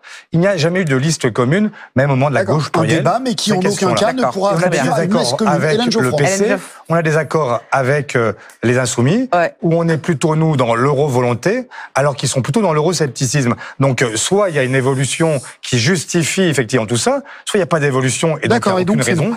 Hélène Geoffroy, vous avez... Et je vous rappelle quand même que nous sommes dans un parti socialiste européen. Et que j'étais même, il y a quelques semaines, avec les uns et les autres, les socialistes européens, pour que nous puissions ensemble rédiger un projet qui nous lie. Pourquoi? Parce que le sujet n'est pas un sujet national, c'est un sujet européen. Et donc le but, c'est quoi? C'est d'abord d'avoir un groupe socialiste et social-démocrate et travailliste. C'est plus simple en le disant, c'est tout. Oui, je finis quand même pour dire que, en fait, derrière, il faudra quand même, quand nous nous retrouverons tous au Parlement européen, chercher ensemble à infléchir la ligne libérale de l'Europe. Parce qu'aujourd'hui, il y a quand même 8 votes sur 10 où nous sommes ensemble.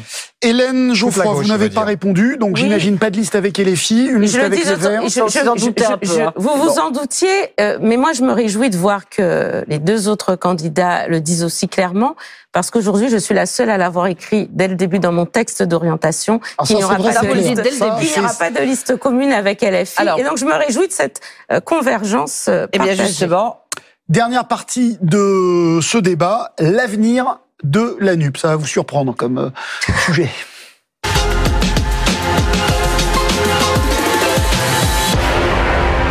Alors on va faire extrêmement simple. Vous, premier secrétaire ou première secrétaire, la NUP, c'est stop ou encore? Nicolas Meyer-Rossignol. Vous avez raison de poser la question, elle est très importante et il faut y répondre d'une façon sérieuse, précise, claire. Est-ce qu'on est pour ou contre l'union de la gauche? Réponse: pour. Moi, je suis tellement pour que je la vis tous les jours. Je suis président d'une métropole rouennaise avec toutes les composantes de la gauche, figurez-vous, y compris avec des gens de sensibilité LFI.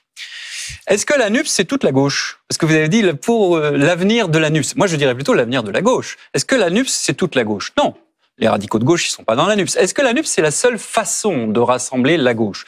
Non. Printemps marseillais, qui a été gagnant d'ailleurs, est une autre façon de rassembler la gauche. Et heureusement, on n'a pas entendu la NUPS pour que les socialistes, souvent moteurs d'ailleurs, rassemblent la gauche dans plein de territoires. On pourrait en parler avec beaucoup d'autres élus. Donc vous quittez la NUPS, vous êtes élu la semaine prochaine, vous quittez la NUPS? Je vous réponds. La NUPS aujourd'hui, c'était un accord électoral passé. J'observe juste qu'il a été perdant. Monsieur Mélenchon n'est pas Premier ministre, la gauche n'est pas gagnante. On dira peut-être, on a sauvé les meubles, peut-être.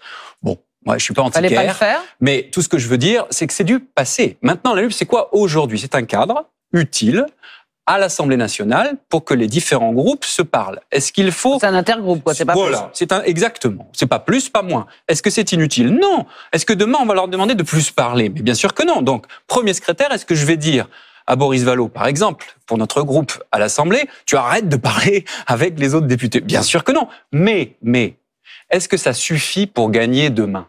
On l'a bien vu, non. Donc il faut dépasser ça, aller beaucoup plus loin. C'est pour ça que nous proposons quoi?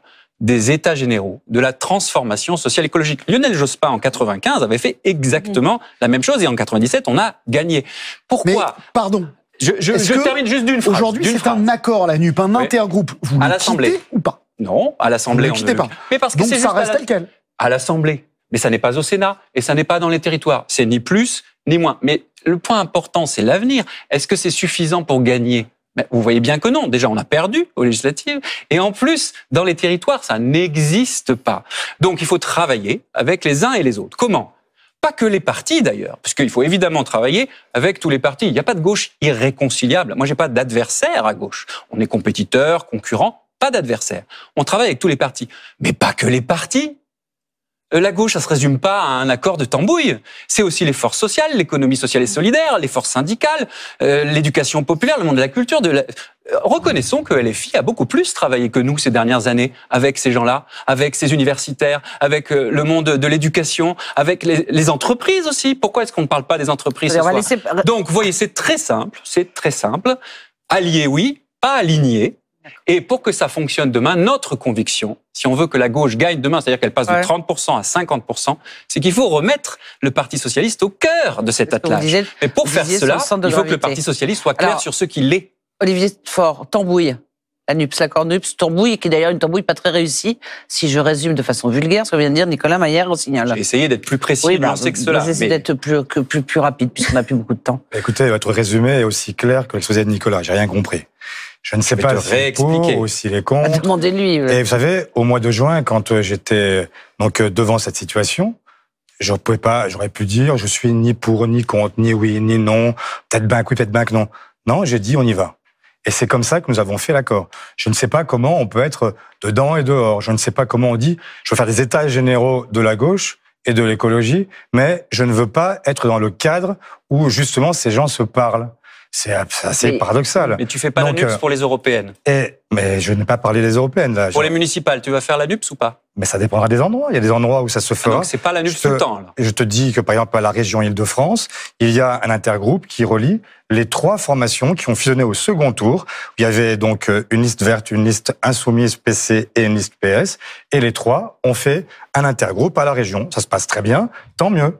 Voilà. Donc à chaque fois que ce récit, la NUPES, c'est un récit en construction. Et c'est une volonté commune. La volonté, effectivement, de continuer ensemble, de chercher loyalement ensemble le chemin qui permet d'avancer, parce que la réalité, elle nous a pas échappé. C'est quand même que quand la gauche est divisée, elle perd. Et donc, bien sûr que là, ça n'a pas de c'est pas le sujet. Bah, si, c'est le sujet. Le sujet, c'est que si c'est possible d'aller jusqu'au bout d'un raisonnement. Oui. Il y a donc, depuis 20 ans, eu 4 élections présidentielles à 3 reprises. La gauche était absente du second tour. Du fait de ces divisions, Lionel Jospin et Jean-Luc Mélenchon en ont certainement gardé un côté amer. Il manquait, en fait, à chaque fois peu de voix pour être au second tour. Et comment ça se passe? Tout simplement, quand vous avez 4 candidats au premier tour de l'élection présidentielle, ça ne marche pas. Et vous avez, parce qu'on dit 30, c'est pas beaucoup, 30. Donc il faudra à nouveau un candidat unique? 30%, c'est plus que Marine Le Pen. C'est plus qu'Emmanuel Macron. Bon, donc qu'est-ce qu'on en pense? On pense qu'on n'a pas besoin de se retrouver, on n'a pas besoin de se rassembler, pas besoin d'avancer ensemble. Vous ne pensez pas la même chose, manifestement. Ah bah oui, manifestement, on ne pense pas toujours la même chose. C'est regrettable. Mais moi, ce que je veux, c'est quand même unique en 2027. Oui, je cherche d'abord un contrat de coalition qui nous lie. Et ensuite, chercher une incarnation commune, c'est possible. Alors, on n'y arrive pas. Mais moi, je souhaite qu'on ait cette volonté-là, parce que c'est la seule façon de nous assurer d'être présents au second tour, d'avoir une chance de l'emporter ensuite. Alors, et candidat unique, la NUP. Moi, j'ai dit clairement que je suspendais notre participation à la NUP. Vous aviez dit même que le PS était une filiale. Était inféodé à la France Insoumise. Le mot filiale. Les filiales, oui, que ce LFIsait, même j'ai eu l'occasion de le dire. Et je le dis à un moment très important, c'est lorsqu'à l'Assemblée nationale, et c'est pour ça que je ne partage pas l'analyse de Nicolas Meyer-Rossignol sur la question de c'est juste un intergroupe. Moi, j'ai été députée, les députés se sont toujours parlé entre groupes de gauche, y compris quand ils voulaient porter des textes ensemble. Le sujet n'est pas là. C'est qu'aujourd'hui, il y a Jean-Luc Mélenchon qui théorise le bruit et la fureur et qui a emmené à l'Assemblée nationale à théoriser l'apport des voix du Rassemblement national. Et c'est lorsque finalement, avec mes camarades, je suis montée au créneau, que les socialistes à l'Assemblée se sont désolidarisés de ce vote. Et je vais finir. Il y a une chose que tu ne peux pas dire. Non, attends, il y a pas de débat comme celui-là. J'ai pas dit. 2 secondes. Je suis désolée quand Mélenchon est monté au créneau et a dit et tu devrais le retirer tout de suite. Laissez penser que les socialistes ont pu à un moment quelconque à l'Assemblée nationale, tes collègues, celles et ceux que tu connais, qui sont à l'Assemblée, et laisser penser une seule seconde qu'ils aient pu se compromettre avec l'extrême droite, c'est pas possible. Ça a déjà été dit à plusieurs reprises dans ce débat, avant le Congrès. Et je n'ai jamais dit cela. Et je n'ai jamais dit cela. Le retirer tout de suite. Mais je ne l'ai jamais dit. Ah bah si, tu l'as dit. Non, tu l'as dit, d'autres l'ont dit avec toi.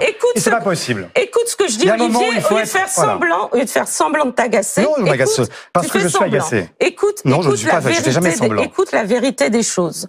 Jean-Luc Mélenchon, sur son blog, a théorisé l'apport des voix du Rassemblement national en disant « cela permettra de faire tomber un gouvernement ». C'est bien ce qu'il a dit. Je n'ai pas dit. Vous l'avez écrit, hein. Je n'ai pas dit que les socialistes étaient en collusion avec le Rassemblement national. Alors vous écrivez. Je suis très clair. Vous écrivez. Ce que je dis. C'est désormais le cynisme qui prime, un populisme qui heurte nos valeurs, qui théorise l'apport des voix du RN lors des motions de censure votées récemment. Donc, voilà, et c'est exactement ce que j'ai écrit, et c'est ce que je redis. Et donc, c'est Jean-Luc Mélenchon qui le théorise sur son blog, et je suis très claire là-dessus. Et bien entendu, les socialistes, je ne les accuse pas de collusion. En revanche, ce que je dis, c'est que nous ne sommes justement pas dans un intergroupe simplement, puisque c'est LFI qui donne le ton. C'est avec LFI que nous allons marcher en dehors des syndicats. C'est qu'LFI que des meetings sont annoncés là où nous sommes dans des contestations syndicales désormais. Alors moi, ce que je dis, c'est que tant que nous serons dans un accord qui n'est pas fait sur le projet, c'est bien ça le sujet. Tant que nous n'aurons pas réuni les forces vives du pays, nous n'aurons pas rassemblé les socialistes, qui est la première des choses à faire, parce qu'ils sont dispersés. Alors nous ne pourrons pas dire comment nous faisons l'union de la gauche à laquelle je suis attachée. Moi aussi, je suis vice-présidente dans une métropole à Lyon, gérée par les écologistes et dans laquelle toute la gauche est rassemblée. Donc c'est pas être contre l'union de la gauche, c'est dire qu'il faut que les socialistes puissent être en capacité de gouverner, et pour cela, ils ne peuvent pas être associés à la gauche de protestation sur le bruit et la fureur. On doit être sur le projet. Culture de gouvernement, pas le bruit et la fureur. Nicolas Meyer-Rossignol. J'ai pas dit qu'elle est irréconciliable. Elle n'est pas irréconciliable. C'est LFI qui décide que certaines gauches ne sont pas fréquentables. Ah, mais moi, je ne suis pas. C'est la ligne de Manuel. Voilà. En tout cas, moi, je n'ai jamais plaidé pour les gauches irréconciliables. En revanche, il faut que nous soyons une gauche de gouvernement. Bon, culture de gouvernement. Nicolas Meyer-Rossignol, comment vous réagissez face à ce qui vient d'être dit, c'est-à-dire d'abord, c'est affligeant. C'est affligeant parce que qu'est-ce qui est affligeant parce que si on veut rassembler la gauche, NUPS ou pas NUPS, il faudrait peut-être déjà qu'on arrive à se rassembler entre socialistes. Enfin, ça va peut-être venir. Là, on est en train de débattre. C'est quand même bien de débattre. Je suis pas certain que le genre d'échange auquel on vient d'assister soit tout à fait de nature. Et je vais vous dire, je vais aller un petit peu plus loin. Moi, j'étais pas membre des instances nationales du parti. Je suis allé au premier conseil national il y a à peine quelques mois, et j'ai vu avec consternation ce type ce type d'échange. Je pense que ça n'est pas au niveau. Mais c'est pas sain de savoir exactement ce qu'on veut. Mais on peut être sain de rien vouloir, en étant courtois. Et je crois aussi que les différences et le respect n'excluent pas la clarté des choix, effectivement. Maintenant, revenons au sujet. Je vais vous donner une analogie. En même temps, tout le temps. Je vais vous donner... Si je peux juste bien sûr, terminer. Je comprends que tu sois un peu agacé, mais je veux juste terminer. Pas en même temps. Alors, et laisser penser c'est vrai que ça a déjà été essayé dans le pays, ça n'a pas fonctionné. Exactement. Juste essayer d'exprimer mon... L'avantage d'Hélène et de ce que je dis, Olivier, c'est que moi, je respecte profondément Hélène. Je pense qu'elle porte des convictions depuis très longtemps. Elle n'a pas été respectueuse, honnêtement. Non, est-ce que je peux répondre tout simplement? Je respecte ce qu'elle représente dans ce parti. Il y a des gens qui pensent des choses différentes de moi et je le comprends parfaitement. J'espère que tu me respectes aussi. Et je te respecte aussi. Bien sûr, on se respecte tous. Je te respecte d'autant plus que celles et ceux qui t'accompagnent sont encore dans la direction que je dis du Parti socialiste.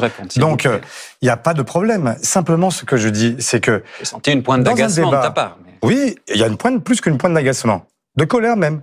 Mais ça n'empêche pas. Ça n'empêche pas le dialogue. Et depuis 4 ans, d'ailleurs, au départ, je me souviens que, en fait, Hélène était dans la majorité et elle était même au secrétariat national.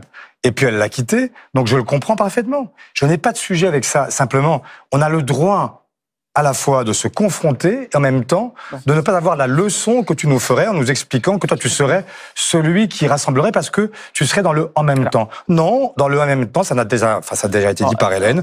En même temps, c'est un autre. Nous n'en voulons pas. Nous voulons des choix clairs.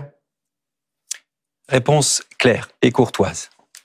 D'abord, effectivement, si on veut rassembler toute la gauche, il faut commencer par rassembler les socialistes. Et pas s'invectiver, et pas dire partez. Moi, c'est premier secrétaire, je rassemblerai, je dirais revenez, venez, travaillons ensemble. Il faut aussi lever les suspensions, parce qu'on a quand même de nombreux camarades qui sont suspendus, qui n'ont pas eu, qui ont été pas respecté l'accord de la... J'ai écrit un courrier auquel je n'ai pas eu de réponse. Hélène Geoffroy dit exactement la même chose et depuis longtemps aussi. C'est quand même dommage qu'il y ait une rupture d'égalité des droits démocratiques pour des militants et derrière eux des fédérations qui n'ont pas démérité. Ensuite, sur le fond, puisque tu me demandes d'être encore plus clair, eh bien, je vais rappeler un fait historique. J'ai dit que j'ai voté non en 2005. Vous vous souvenez du débat en 2005 chez les socialistes? Ah oui, c'était... Tout le monde s'en souvient. Il était nourri, il était vif. Nous qui avons un certain âge, nous en souvenons. C'est à vrai dire pas la première fois qu'il y a des controverses dans notre famille politique. Et on pourrait parler de controverses plus anciennes. Bon, qu'a fait Martine Aubry, qui était maire d'ailleurs, première secrétaire, ensuite? Eh bien, elle a su rassembler, réunir. En refondation, dans notre mouvement, il y a des gens qui ont voté contre la NUP, c'est vrai. Il y a des gens qui sont abstenus. Mais il y a des gens qui ont voté pour aussi. Simplement, nous regardons lucidement les choses. Est-ce que nous avons gagné ou perdu? On peut voir le verre à moitié plein, mais nous avons perdu. Donc ça veut dire qu'il faut, demain, reconstruire. C'est pour ça que nous parlons de refondation. Je voudrais juste préciser, parce que c'est peut-être pour ça qu'il y a pas mal de gens qui comprennent la position d'Olivier Faure, comprennent celle d'Hélène Geoffroy, et la vôtre, ils n'ont pas totalement compris. Imaginons, je ne suis pas une obsédée de la dissolution, mais imaginons qu'il y ait une motion de censure, une dissolution. Est-ce que vous retravaillez vous refaites un accord sur les mêmes bases, c'est-à-dire avec des circonscriptions finalement, vous en avez pas eu beaucoup, c'est peut-être question claire, vous en méritiez peut-être pas plus, mais en gros dans cet accord il y avait un gagnant et un perdant. C'est clair. Est-ce qu'on recommence sur les mêmes bases ou est-ce qu'on change plein de choses? On change. Moi, j'aurais une question subsidiaire. J'ai déjà répondu à cette question-là aussi 100 fois. Il y a un rapport de force qui était né de la présidentielle. D'accord, mais cette fois-ci... C'est pas sortir de la NUP qu'il faut, c'est sortir du déni. En fait, on avait fait 1,7.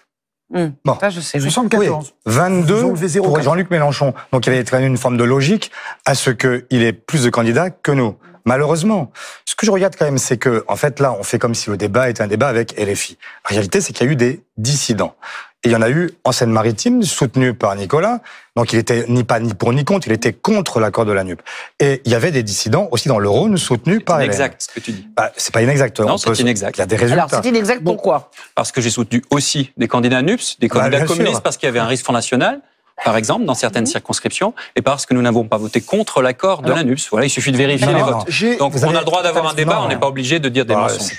Je dis pas de mensonges. Malheureusement, tout le monde pourra le vérifier. Oui, il suffit de voir. Il y avait 2 dissidents et un candidat NUP soutenu donc par l'ensemble des formations de gauche en Seine-Maritime. Tu as soutenu les 2 dissidents, c'est un fait.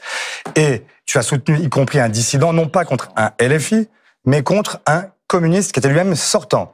Hélène, elle a fait la même chose. Dans son département du Rhône, il y avait 3 dissidents. Moi, j'ai voté contre l'accord. Oui, tu as voté contre l'accord, donc tu étais cohérente. Cohérente. Donc tu as soutenu 3 dissidents, dont 2 dissidents n'étaient pas contre LFI mais contre Europe Écologie Les Verts. Donc après, quand vous nous dites « je veux faire des états généraux, je veux rassembler la gauche », mais il fallait quand même commencer par ne pas avoir de dissidents contre des communistes, contre des écologistes. Je ne sais pas si regarder vers le passé, c'était un moyen d'aller vers l'avenir. C'est comme ça qu'on construit. Pas à pas, Nicolas. C'est comme ça qu'on respecte ses partenaires, parce qu'autrement, c'est pas possible. Est-ce que vous pensez quand même qu'il faudra négocier un peu mieux la prochaine fois?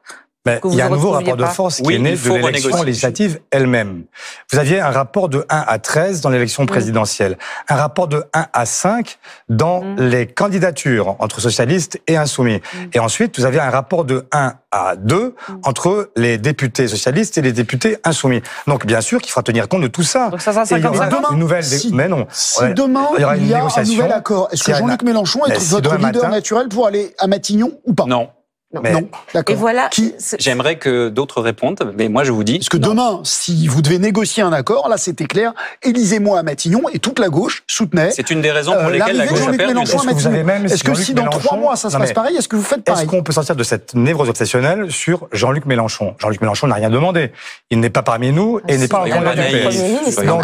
Attendez, il a quand même considéré que la présidentielle c'était quelque chose qui était derrière et qu'il allait être élu à Matignon. Nous avons perdu l'élection présidentielle, les uns et les autres. Et vous savez très bien qu'il voudrait être candidat encore une 4e fois. Je ne sais pas. Peut-être que vous lui parlez. Moi, je ne sais pas. Sûrement. Mais je pense que vous avez plus d'informations que moi. Sans doute pas, parce que je ne sais pas s'il est candidat la prochaine fois. Et je ne sais même pas s'il serait candidat au poste de Premier ministre s'il y avait une dissolution demain. Donc, plutôt que de faire de la politique fiction, essayons de nous poser tranquillement et de dire que personne n'est prédestiné à quoi que ce soit. Mais il faut tenir compte d'un rapport de force. Et moi, ce que je plaide pour les socialistes, c'est que nous soyons les meilleurs, non pas en essayant de casser les jambes du voisin, mais en étant meilleurs dans les propositions, meilleurs dans l'incarnation, meilleurs dans tout ce que vous voulez. Certainement pas en allant chercher à chaque fois des noix aux voisins. Avant les conclusions, parce qu'on arrive aux conclusions, vous avez 2 minutes d'avance, Olivier Faure, Hélène Geoffroy, rapidement sur la question de la dissolution. Vous voyez bien que si nous ne suspendons pas cette participation à l'accord, en réalité, nous ne sommes pas en capacité de renégocier, y compris les circonscriptions. Et ce que viennent de dire à la fois Nicolas Olivier, c'est en réalité qu'ils suspendent l'accord tel qu'il a été fait, puisqu'ils disent tous les deux qu'ils renégocieront les circonscriptions. Et moi, je rajouterais qu'il faut les renégocier, qu'il faut évidemment retravailler le sujet, en tenant compte de ce qu'est l'implantation des socialistes. Je rappelle que les circonscriptions dans lesquelles LFI a été élu, c'est celles où les socialistes étaient implantés et celles aussi où ils avaient légitimité à se présenter, parce qu'il y a les résultats des élections présidentielles et il y a les résultats des élections aussi sur les territoires et les résultats des élections sur les territoires. Et enfin, pour finir, il y a un sujet aussi sur la façon dont la gauche travaille et la façon dont nous avons, nous, une responsabilité, nous les socialistes.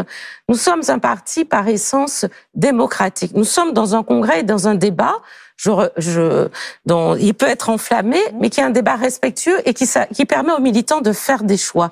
Ce n'est pas le cas de la France Insoumise. Nous avons vu aussi l'organisation. Et donc, il me semble, au moment où nous nous parlons, que dire que nous devons reposer la question de l'union de la gauche, non pas dire que nous sommes contre, mais dire sur quoi, sur quels fondamentaux de fonctionnement, sur quels fondamentaux de convergence ou d'expression des divergences nous devons opérer, c'est essentiel, parce que sinon ça veut dire que nous repartons en disant que Jean-Luc Mélenchon doit être Premier ministre, et moi je suis encore d'une certaine façon meurtrie de la crédibilité donnée à cette possibilité dans les élections législatives qui a fait croire à des quartiers populaires et notamment dans ma ville à des habitants qu'un jour Jean-Luc Mélenchon serait Premier ministre, et c'est ce crédit que nous avons donné et nous ne pouvons pas recommencer ainsi. Non, on doit vraiment aller vite. Vous vouliez parler, Nicolas, très rapidement.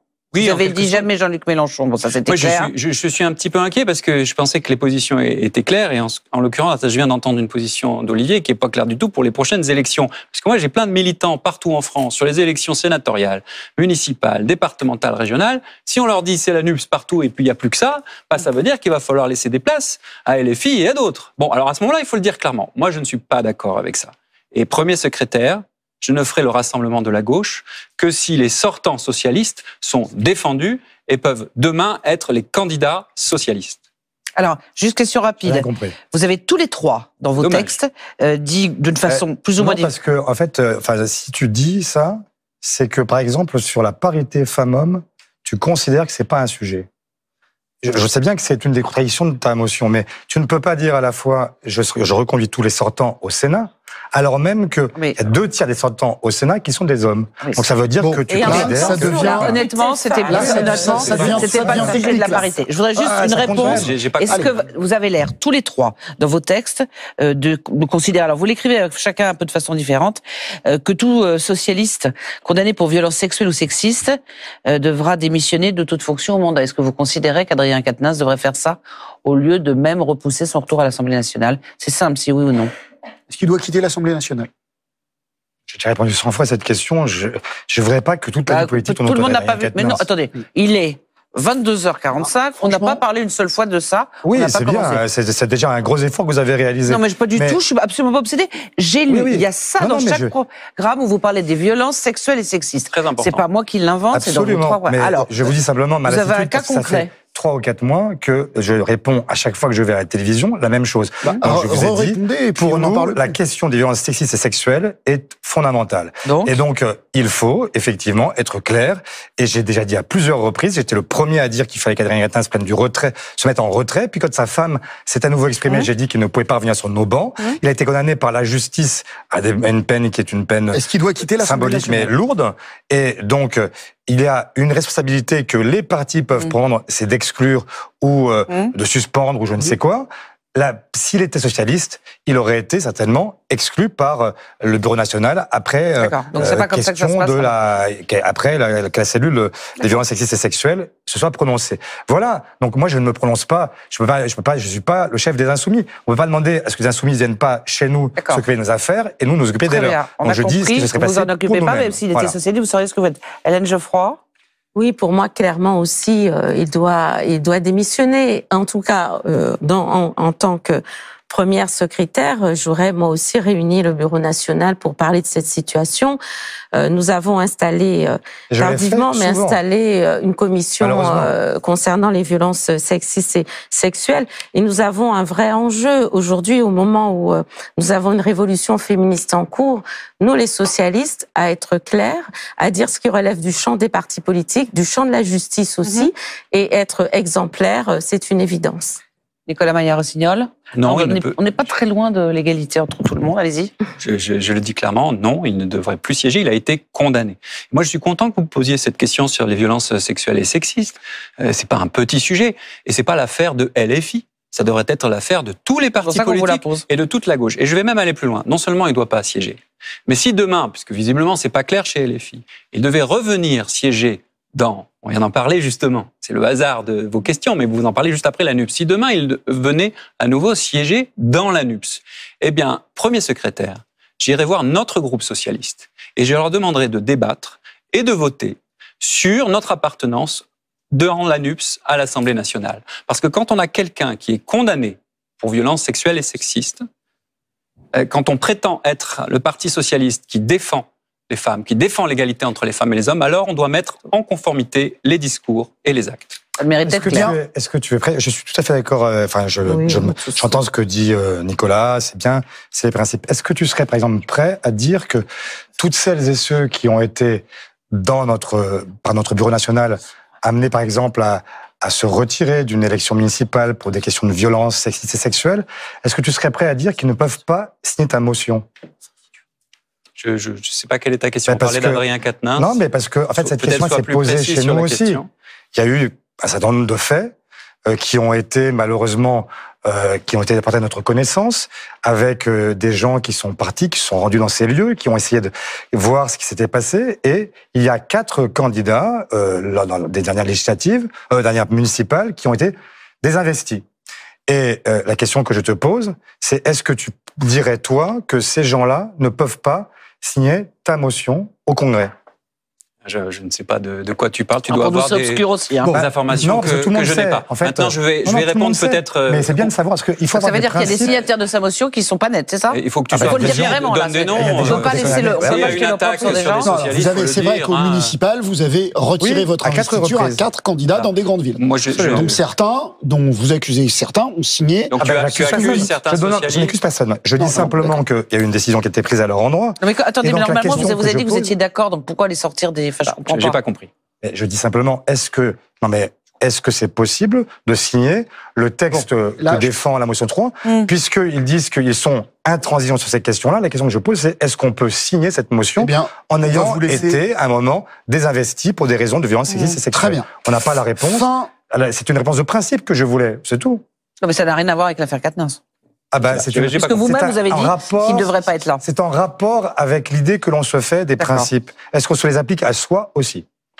Fin de ce débat. Merci. Voici venus les temps des conclusions. Vous avez 1 minute 30 chacun pour conclure. Je vous demanderai d'essayer de ne pas déborder. 1 minute 30 pour convaincre vos militants. Et cette fois, le tirage au sort a décidé que c'était vous, Olivier Faure, qui commençait les conclusions. À vous la parole. Bon, écoutez, d'abord, je veux remercier Hélène et Nicolas pour ce débat, qui n'a pas été un pugilat. Les remercier pour ce qu'ils apportent aussi à ce parti, parce que nous sommes divers, et ça a été dit à l'instant par Hélène, nous sommes un grand parti démocratique. Et moi, j'ai fierté à le diriger depuis 4 ans, parce que nous pouvons avoir des débats, qui sont des débats démocratiques, nous pouvons nous engueuler, nous pouvons parfois nous quereller pendant des bureaux nationaux entiers, mais à la fin, il y a une règle qui s'applique, c'est le fait majoritaire. Et je trouve que c'est quand même la meilleure façon d'avancer. Et donc, maintenant, je demande à ce que les militants socialistes qui, jusqu'ici, ont accompagné ce que je portais, ce rassemblement de la gauche, cette volonté de remettre le PS au cœur de la gauche, eh bien, je leur demande une chose simple, c'est qu'il y a 2 lignes dans ce congrès.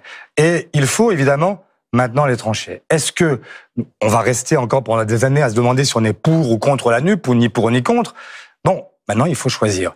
Et donc, il faut choisir si nous sommes pour le rassemblement sans exclusive, avec toute la gauche. Faire en sorte que, dans les prochaines années, en dépit d'affrontements, de confrontations que nous aurons forcément avec nos partenaires, mais est-ce qu'on est prêt à avoir cette volonté-là, cette volonté d'avancer ensemble et de faire en sorte de ne pas rater la prochaine élection, qui sera l'élection présidentielle et la prochaine élection législative?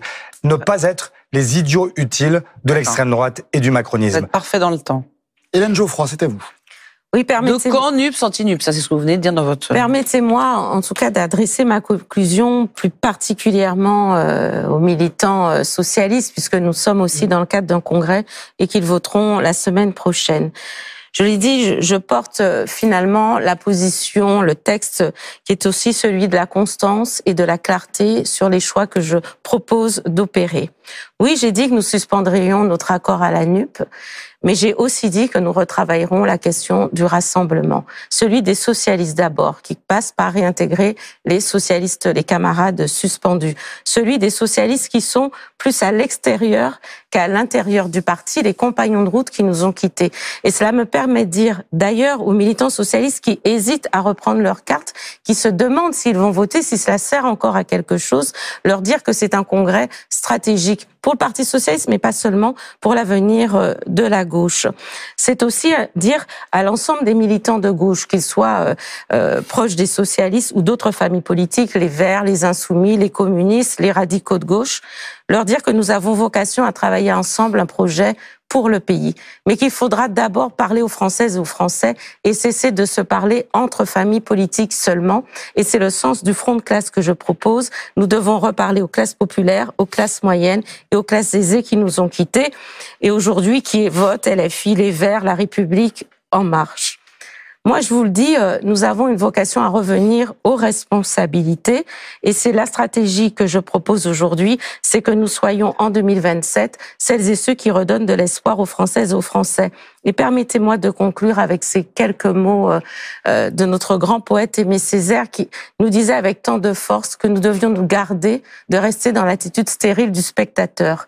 Parce que la vie n'est pas un spectacle, une mère de douleur n'est pas un proscénium et un homme qui crie n'est pas un ours qui danse. Voyez-vous, c'est ça la feuille de route des socialistes.